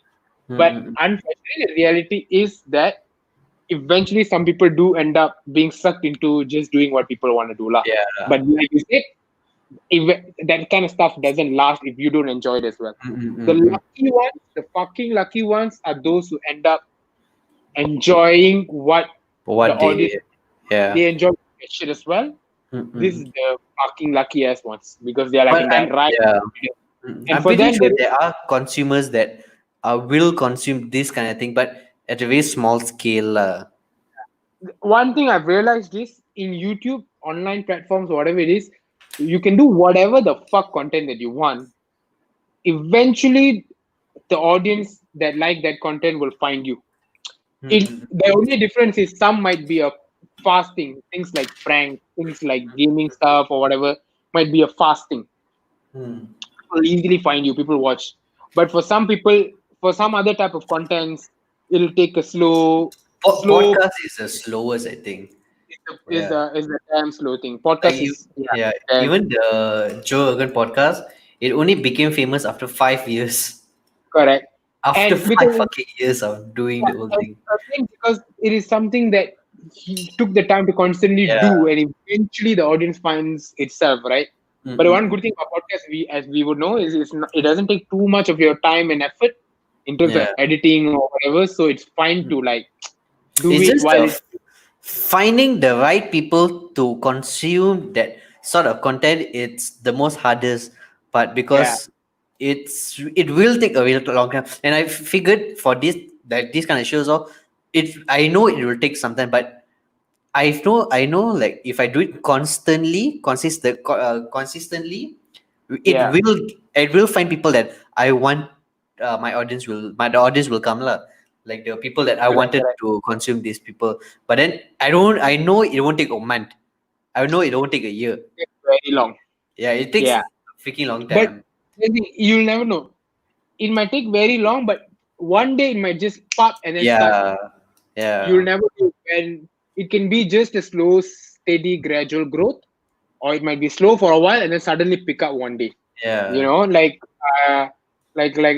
even the podcast that I do with Joshua, both of us from the beginning we knew that this is going to be as slow as progress, right? Mm-mm-mm-mm. It's going to be very slow, but it's fine because we're not putting that much effort into it for us to need it to work Yeah, immediately. We don't need it to work immediately. They edit because we enjoy talking about movies, Tamil yeah, movies. So there's no issue on our side. It mm-mm. only takes us a couple of hours to record it. Couple of will barely an hour to edit it.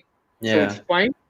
And then eventually it'll just pick up. It'll just eventually and then if it slowly gradually picks up, good. If it suddenly one day becomes damn popular, okay, even better. mm-mm-mm-mm. So that's the thing. It always comes down to what for people what works and what doesn't work just comes down to how much effort you put into it versus how much you expect back. Yeah. Like like But I the can expectation kills also sometimes. The true true expectation is one of the most toxic. Not is it toxic? It's good thing to have expectation, but you need to put it to a really minimum. Expectation it's is the one that really kills you. Like imagine you put a video, you'll be thinking getting 100K views. Suddenly you get about like what 10, 100 views. and then Yeah, you will just like you won't be motivated to do your next content anymore, correct. and like at That's why all. that's why it's so important for if there's any young people who want to create stuff watching this, it Hmm. is so important to not look at something and think that is how I want to be, or at least number wise. Don't look at like other people's numbers and think I want it to be that sort of numbers, Yeah. and then make things. Start off with just wanting to make things, and you'll be Mm-mm-mm. happy with whatever. So when I started off, I used to. I remember one our videos when it gets 100. Like when I did this Two Black Ships channel back then with my friend, when our videos reach 100 views, we were like celebrating. Like Yeah. that was a milestone in our head. Like, hey, we reached 100 views. Okay, the video is Mm-mm. doing well. 100 Yeah. views, and that is because for us we start off from 0 views. Yeah. But and for us, reaching the 100 views is a big thing. Eventually, when one of our videos reached 1,000 views, we're like, fuck, that shit reached Yeah. 1,000. Nowadays, I can put out a vlog and it reach 1,000 views in less than 15 minutes. Back Mm-mm-mm-mm-mm. then, an entire lifetime of a video, if it reaches 1,000 views, it was a huge thing. How long it But took you for 100 views to go to 1,000 views? I think we were doing videos for a good 6 7 months Six, before, seven and months. Yeah. 6 7 months before our first video reached 1,000 views. And that Mm-mm-mm-mm. was still one of our, like, it was like that one video that went way more viral compared to, and by when I say viral, I mean relatively compared to our other videos, you know. Mm-mm-mm. So it was like it was, and for us, so we always felt like shit. Our channel is doing damn well and all that Yeah. shit. Now when I go back and look at the channel and I look at the views, I'm like, the views this low, Yeah. but that's because I'm looking at it from where I am now. But at Mm-hmm. that time, that shit was like, oh my god, we got 1,000, we got like 100 subscribers. We did a celebration video, a special dedicated celebration video for 100 subscribers. Mm-mm-mm. Literally a video thanking our audience and all that Yeah. stuff. And now I get 100 subscribers on a daily basis. I know But you're showing off, lah, but yeah, I so I get 2 3 subscribers per month to need. but that's the reason you're getting that also is because you're putting out at least something, right? If you don't put out shit, you're not gonna Mm, get shit also, right? mm, But mm, that's the mm. thing. So when you start off, if you're already looking at, oh, I'm Yeah, looking at this subscriber, this YouTuber, this player had this many views, this player has this many subscribers, and like he puts a video out in like in 1 hour he gets 10K views. So you are thinking, okay, for me in 1 hour I need to at least get 1K views. You're gonna be damn disappointed because you're already yeah. like comparing that shit. It's You're it's already good. It's good that you compare, but you don't compare the numbers. You yeah, compare the type of content, the type of the things they are doing it. So correct. it's just like You how you doing differently. Like if you compare the results, like the numbers, that eventually, because even that, like for even that person that you compare to, he took a while to grow, correct. and that And he didn't show that in his content. Only he yeah, knows. and you are comparing your day one to that fullest day 1,500. How the Yeah, fuck does that even make sense? yeah, And then people, I get a lot of like DMs, bro. I started a YouTube channel, I did a video, and it's not really getting much views, bro. How do and I'm not my channel is not getting a lot of subscribers. How do I grow my channel? How do yeah. I make my content go viral? That's their concern. I go click on the channel and see the channel was made like 1 month ago, 2 months ago, Ah, 3 months ago. They mm-mm. got like 2 videos or 3 videos, or most of the time one video, and that video has 200 views or 100 something views, or even Mm-mm. like 50, 60, 70 views. Yeah, And for them, their mind is like, my shit is not working. yeah. It's exactly how much views and how much subscribers I had when I was 3 months into my YouTube thing. And I'm Mm-mm. sure a lot of other people would have been that same way. Yeah, But for me, that was success because I had fucker. Think about it: 100 people cannot fit into your room. Correct, not? yeah. But there's Mm-mm. 100 people watching your stuff. You think about it that way. That is a Mm-mm. lot. The Yeah. same number of views, the same. Okay, 3 months into making YouTube, we've done 3 videos. Let's say you got 100 subscribers and you got like an average of 150 views on each video. Why Mm. can that same thing be success to someone and failure to another person? Like you said, Mm-mm. it comes down to their expectations. Yeah. because you're not comparing yourself from where you started, you're comparing to someone who's already like somewhere. And so for the young ones out there, like just work on going from 0 to 10, 10 to 100, 100 to Yeah. 1000, 1000 to 10,000, and focus on that. Progress is fine to Focus on the aim. content lah. Yeah. Yeah, if not, you're going to be damn disappointed from the Yeah, beginning, but right? I've seen a lot of people that are very talented, creativity, like super talented. But the thing, like music, yeah, I'm talking about musically, yeah, like the music is damn good. Hmm. But at one point, they reached like less than 1,000 views on Spotify. They told, "I don't want to do music anymore. I don't do Yeah, music anymore." And all. So it's like your expectation. I always tell, like, your expectation isn't like, just keep on releasing. Focus on your product, focus on the thing that you're selling, focus on so much. Eventually people will come. If your product is good enough, people will come. That's correct, the thing. People must put in mind. If your product is good enough, then only you will. You don't have correct. to worry about audience will And also, automatically come. and also, people look at the rate of progress, Yeah. right? How fast I get here, how fast I get there, how Yeah. fast in 1 month, how much I get followers, subscribers, views. As long and people say like, oh, my rate of progress is lower than his rate of progress, so that means my shit is not working. No, as long as there's fucking progress, Yeah. that means on your own, that means your shit is improving. It might be Mm-mm-mm. improving slower than someone else's. Yeah. It might be improving, like someone could have started after you and maybe could have gotten more, whatever it is. But as long as your shit is not declining, your shit Yeah. is not stopping stagnant, that means Mm-mm. you are making progress. So you should still keep on going with that shit. But that's the thing, there's so much creators out there that we have so many people that we see, oh, this one is this successful, that way, this one that. We tend to just be like, oh, I also need to get this Yeah. many in this long or the shit. And then Mm. people give up before they even fucking start, before Yeah. their shit has time to work, they already Mm-mm-mm. give up on that shit. Yeah. Right? So Why you think of missing the shot before even taking the shot? yeah, They and they and al- they, al- they always tell that basketball free mm, throw. So you don't think about missing the shot before you take the shot. If you miss the shot while taking the shot, you take again. You yeah, take again and again until the ball goes in. you any shot that you don't take, you're always gonna miss. That's Yeah. 100% guarantee you will miss Mm-mm. because you never even took the fucking shot, right? Yeah. That, It's that that that's, is why I'll say a lot of people, they are so afraid of taking a shot. They are really afraid. Like, I yeah, understand the risk, but if you tried, at least, if you have tried, then you know.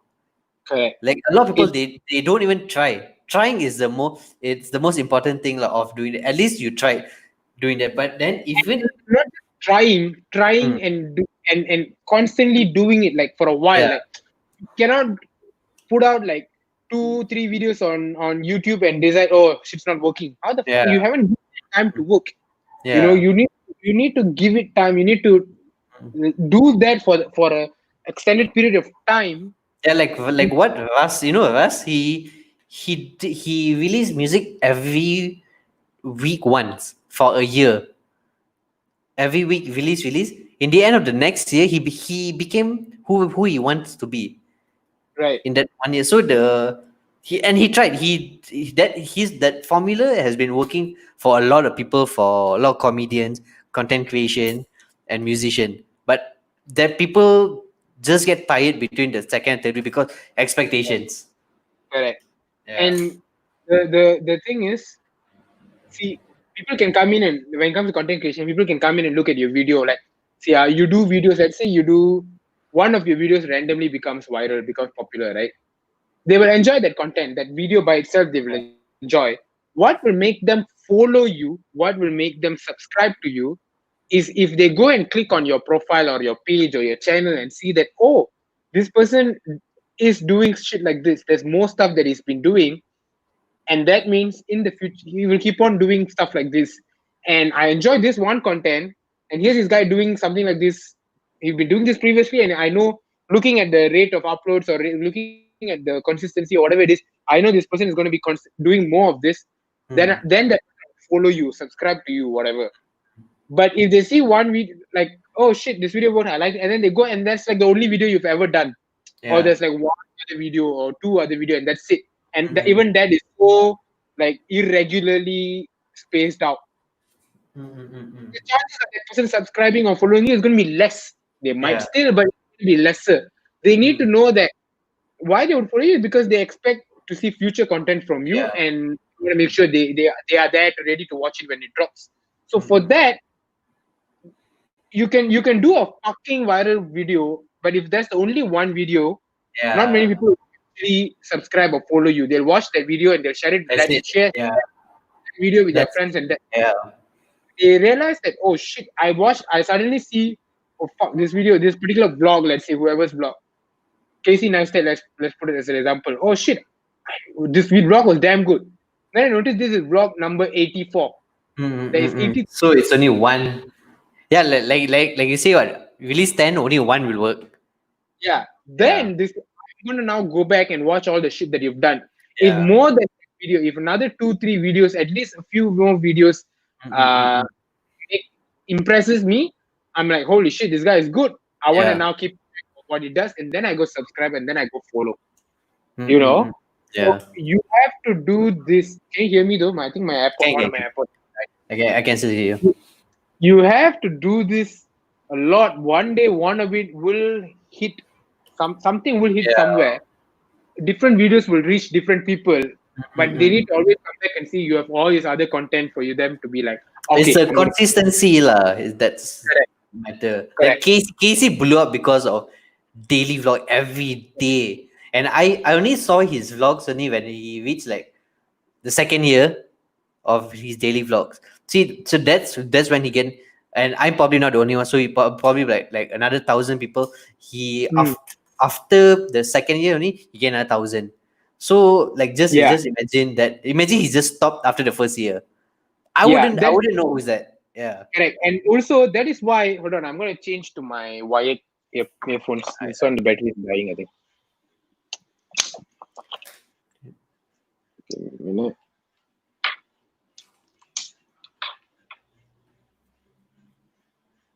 So can you hear me? Yeah, I can. Yeah, hold on, I can't hear you yet.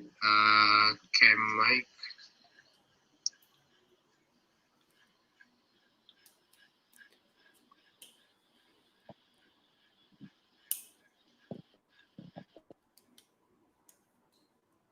You change your input, did you? Yeah. Yeah. Can you hear me? Clearly? Clearly, yeah. Okay. Yeah. So even those that kind of his Casey's growth, right? I think he always used to say on YouTube, it took him 5 years to get to 500,000 followers, subscribers, and then he started daily vlogs, and then it took him another 5 months to get the next 500,000. Yeah. Then he had his 1 million. Then it took him like 2 months or so to get another 1 million. Yeah. Right. So what took him 5 years and 5 months to get to the first 1 million? It took him another only 5 months to get through 2-3 months to get another million, and then now it's like way faster, right? Yeah. Why that's the case is because when someone comes in and someone comes in and sees what oh shit, I see one viral video of this person. Turns out, oh, they have all these older videos. Also, this person has 10,000 followers. That means this person is legit. There's a reason why 10,000 people follow him. So maybe the in their mind, I should probably follow this person as well. If 10,000 people are following him, there must be a reason. I'm sure they're all entertained by this person, so I'm going to follow them as well.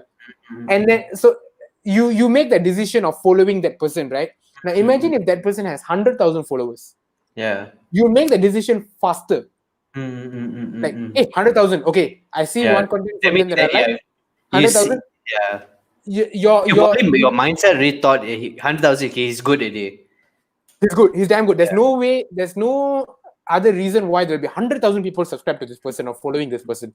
And if it's 1 million, it's even faster. Yeah. You look at that, you will go and follow or subscribe. Yeah. Even if you haven't even seen any of their content, if you see them having 100,000, you probably get interested on like why this fleur is getting 100,000. Why? Like for me, so like when I see people on Instagram, like all these students, all the Sunway students, I see them getting 100, 200.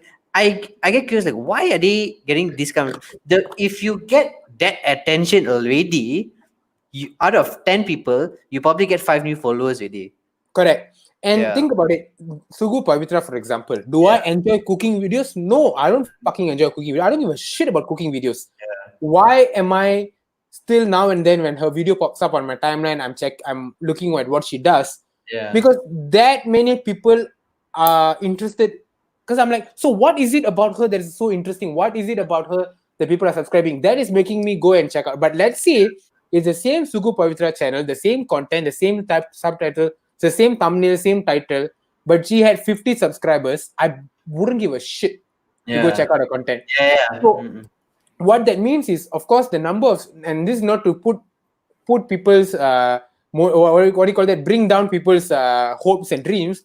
What I'm saying is, you need to start somewhere, and as you go, you have to constantly do something, and as you constantly do something, people come and look at you. Oh, he got this many videos, he's a consistent creator, I'll go Yeah. subscribe.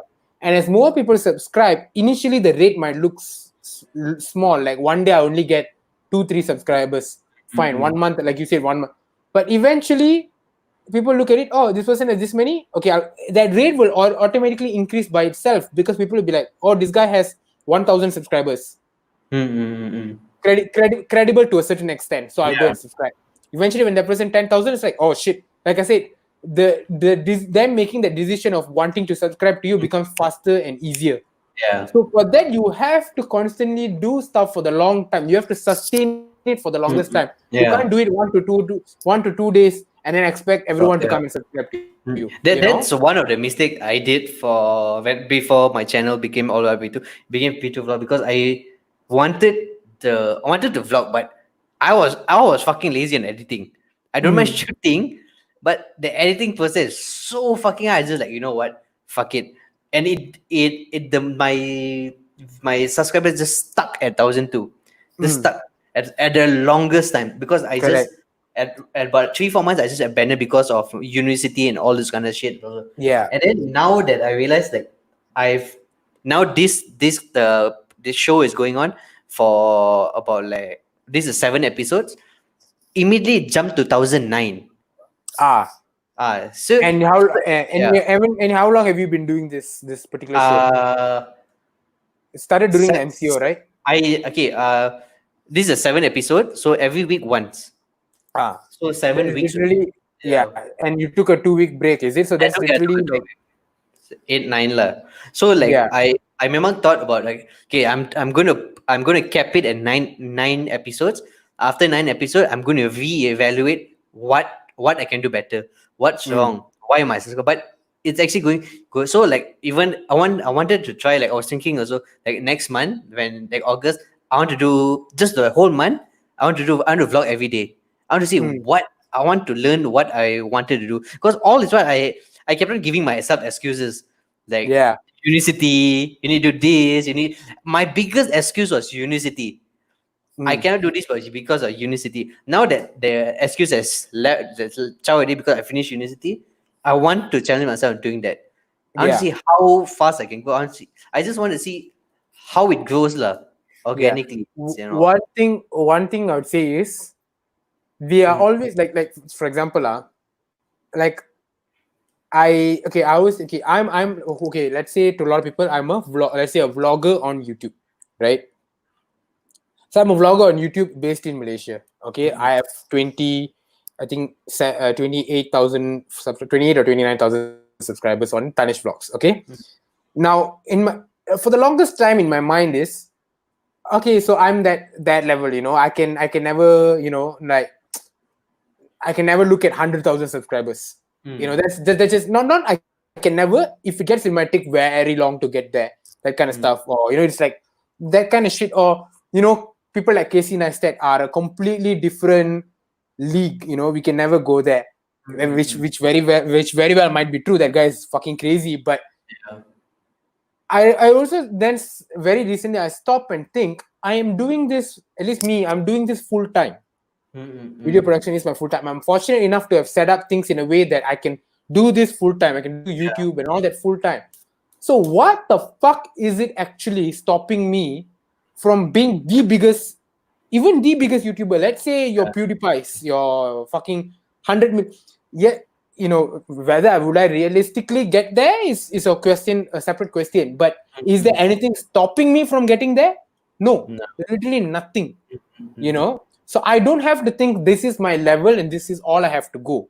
Yeah. You know, I can fucking aim wherever. It's literally my aim can be infinite. Where I eventually end up landing is a whole other thing. But in my mind, you can have on the video production side. I've always admired Reservoir Productions. For those who don't know, Reservoir Productions is the people who produce ads for Petronas and all that stuff. And their per project budget is like in the millions, right? And as a production, as Tanesh Productions, I always think like, oh, that is just next level for us. We do this kind of scale. And then I stop myself and think, why the fuck not? Why can I not go there eventually? Whoever the fucker it is that started Reservoir Production also did it in his lifetime, right? It's not like it was passed over from ancestor to ancestor to ancestor. He started the same way where you started, so where all of us started. Maybe some people, maybe it was more people putting in more money, but that means those people got there somehow, right? Like let's say 5 people got together and put in like 100K each to start a company off with 500,000.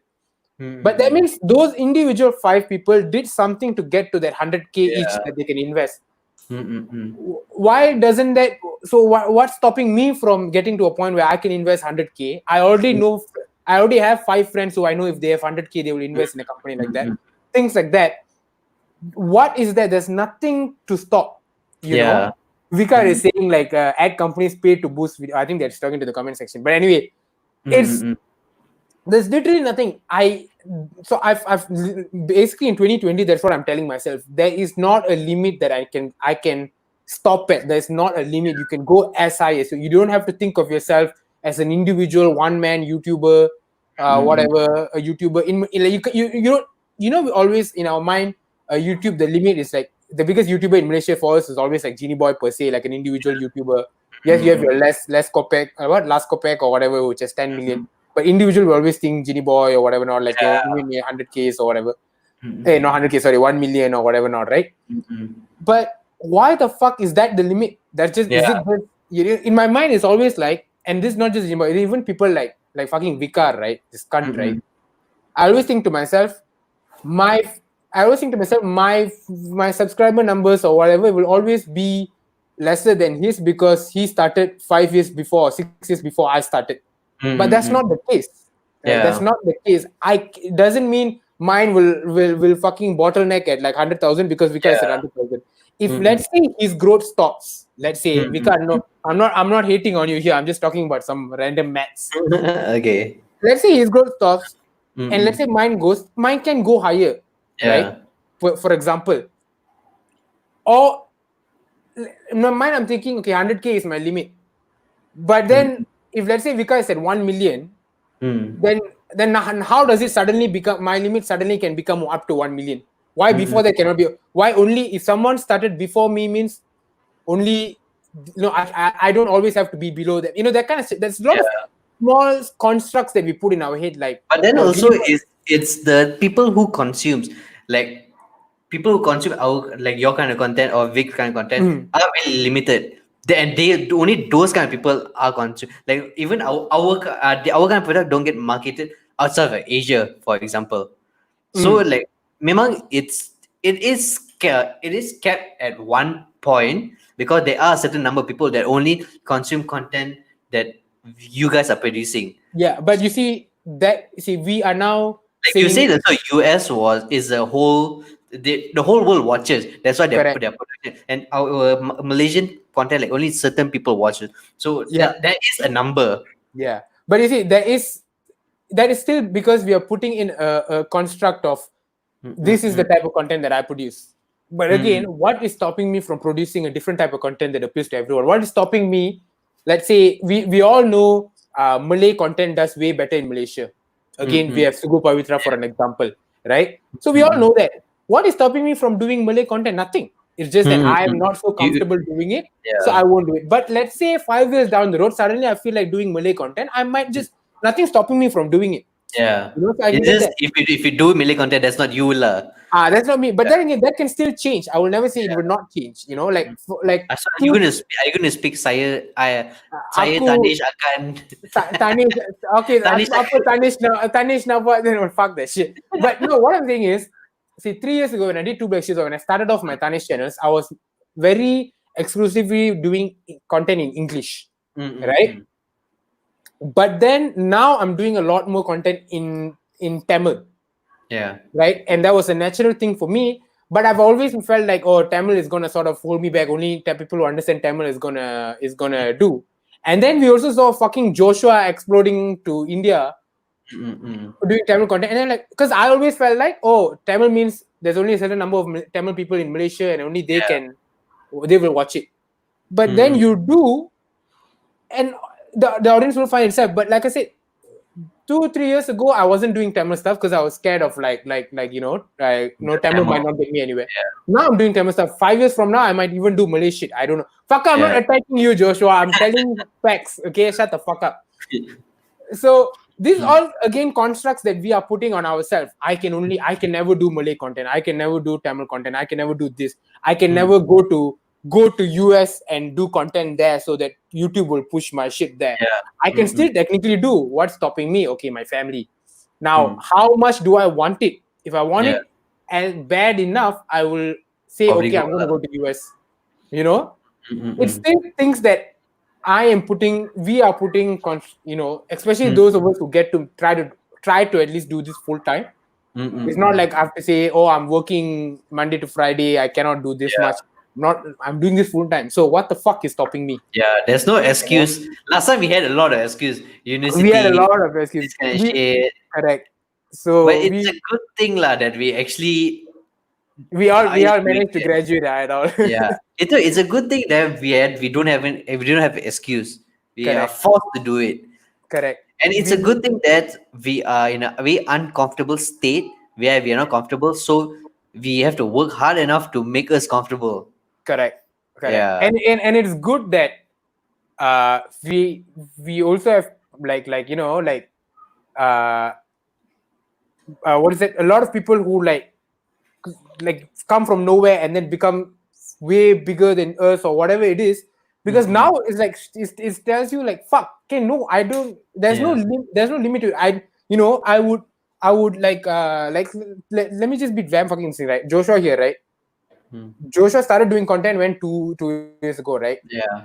Now the fucker has more than 2 times the number of followers that I have, right? He also has more followers than Vika, right? Let's just put it out there on Instagram, right? I guess I know both the cunts are there. Yeah. But but before that I was like okay, so Vika started 5 years ago. I started after 5 years, so my followers number is gonna be like that, and that. So I was very like, yeah, it makes sense. He has that much because he started way before me, and I was like, yeah, that's how it's supposed. That's how it's going to be.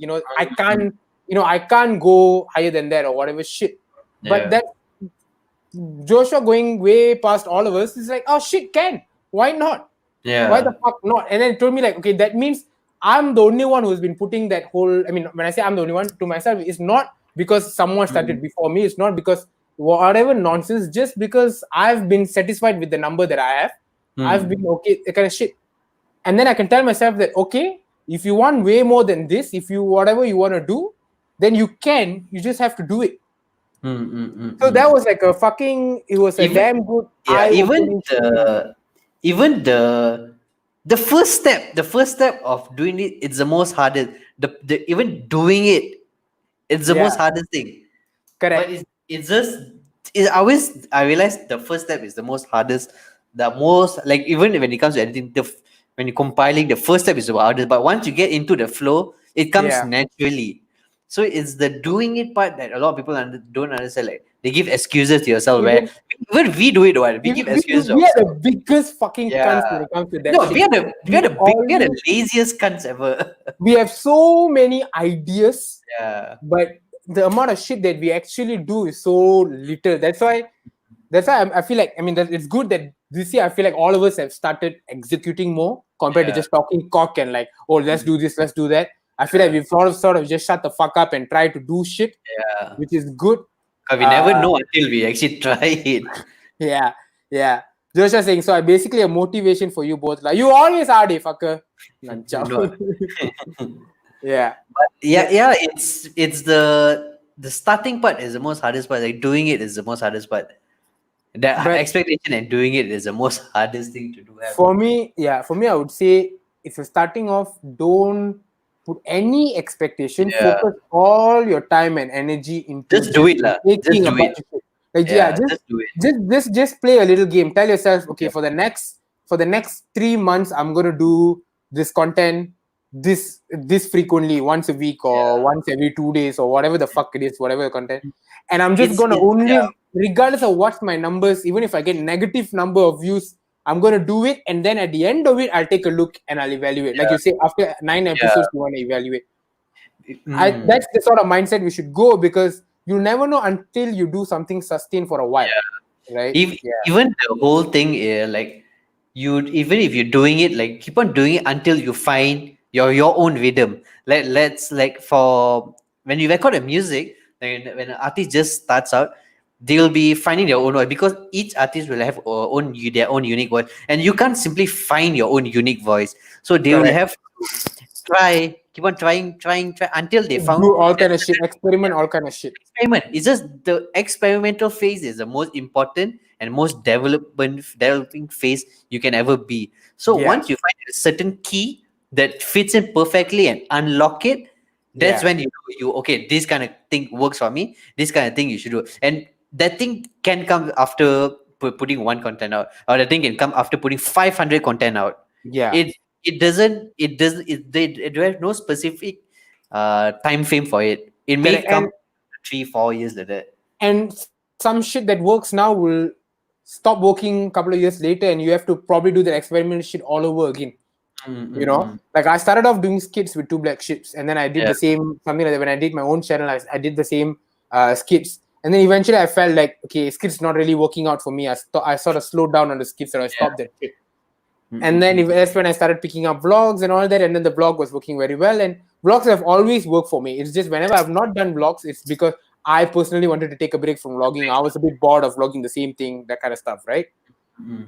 And then suddenly now, in like after like 2 years or so, suddenly skits starting to make a lot more sense to me again, especially on YouTube, right? Like skits on YouTube did not make any sense to me for the last 2 years, but now it's starting to make sense again. So now I wanna do skits again. I wanna do more skits again. So, and this shit might go down the drain again. Like after 2 years, like suddenly skits does not make sense, because again, skit takes a lot of effort. So a lot of things, like right now you're doing this live stream. Let's say a year down the road, or even freaking few months down the road, suddenly it might not really feel like it's something that's working out for you. So you might stop doing, but then it might come back up again. So I feel like for us, people who create stuff, the experimentation will always go on.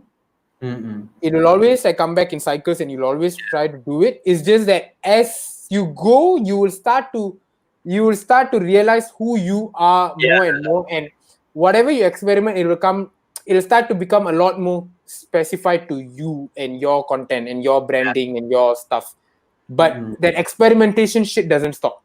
Like it'll always be like, okay, what do I do now on this channel? Like, the phase won't come if you don't try. So correct. Like freaking like Niga Higa now has sort of put a stop to, after how many years, sort of put stop to his skits and all that in the last year or so. He's doing podcasts now. He did podcasts, and he sort of stopped that as well for a while. He's doing Twitch streaming now, right? So you think for someone for whom shit has been working so well, that'll just be forever, but it's not. He also, after 15 years or so, has to stop and reevaluate and think, you know. Vika just called himself a Malaysian Eminem. I just blocked him for 5 minutes. Block him forever for that. For 5 minutes for commenting. But it's true that what you say, like it's the first step of trying it. It's the most hardest part. Like to be honest, it's like the first step is always the fucking hard. Like you can we always think of a fucking greatest production. We always think of a short film. We always think the amount of ideas we have had, Have. it's crazy. Yeah. It's just at the execution part, it's We fall short. We sometimes we know for a fact exactly how well the content will work, but for some reason we still end up not really doing it for some reason whatsoever. It could be laziness, it could yeah. be anything, whatever it is, right? Someone said actually Tanesh was a fan of Vika because before he became famous with him. No, actually I was not. I only no, I'm being honest. If I was, I would say, but I only started watching. I remember watching one of. Sorry to like go away from our topic because I saw the comment. I remember watching one Vikas video before I ever met him, and there was something about football. And he said one of the points I remember him saying was some football fans are like ESPN, every shit pun na tweet. And I remember that, and I was someone who used to tweet so much when there was a Man United game going on. So I got damn terasa. I was like, "Oh fuck you, lah! Who the fuck are you to say shit?"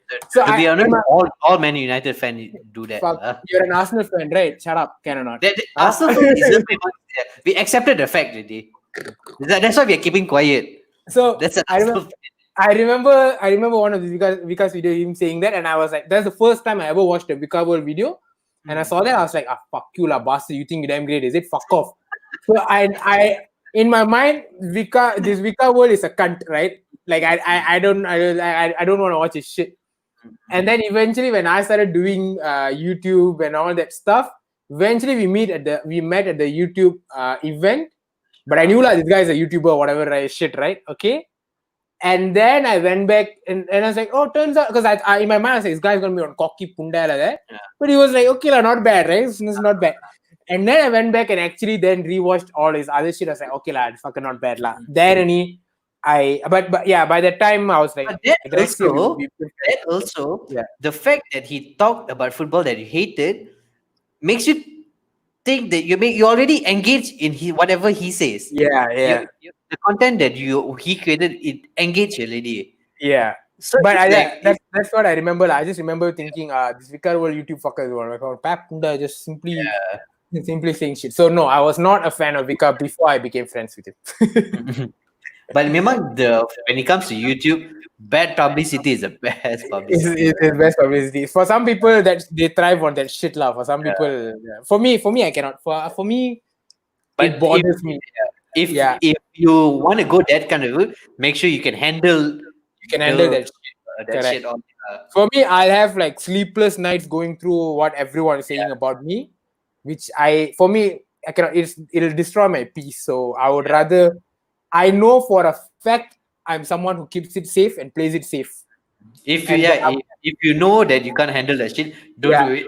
And I'm fine with that label. If that's a label, I'm fine with it because that's where I'm the most comfortable, and I'll be there, right? Yeah. Vika being the complete opposite, lah. But that's how the content. That's what makes all different, lah. Yeah. That's definitely the thing, lah. All right. I need to fuck you do 1.5 hours a day. So before we started in this live stream, I told Prithu Day, Macha, can we keep it to 1 hour to 1.5 hour max? Because I had some stuff to do and tomorrow I got work and all that shit, but it became 2.5 hours. That's how my show usually goes on. They always tell before I tell them okay, max you go 2 hours. Max you go 1.5 hours like that. The conversation will keep on going and going at 2 hours. Like the one I had with Shu, it went on for 2 hours 45 minutes. Wow. That's the most longest show I had in all the whole of the show. That's the most longest. I was almost gonna beat you already. Huh? I was not bad. It's about like 22 minutes away, 12 minutes away from that. Yeah, and people are still tuning. Like 14 people are watching. Yeah. Thank you for the 14 of you who are watching, guys. Hope you guys enjoyed the conversation, whichever point you guys tuned in. Okay, well, let me take Insta story before we leave. Right. I always wanted to do it, but I always forget and I'll end the stream. Okay, Tanesh, say bye. Okay, thank you guys for everyone that's tuned in. Coming on next week, next Sunday for a brand new guest. And who's the next guest? I don't really, I surprise lah. You don't know, right? You still haven't figured it out. It's okay. Surprise. Surprise. Okay lah. Okay, Ciao. bye everyone. Bye, Hey, everybody. don't go, yeah. Bye.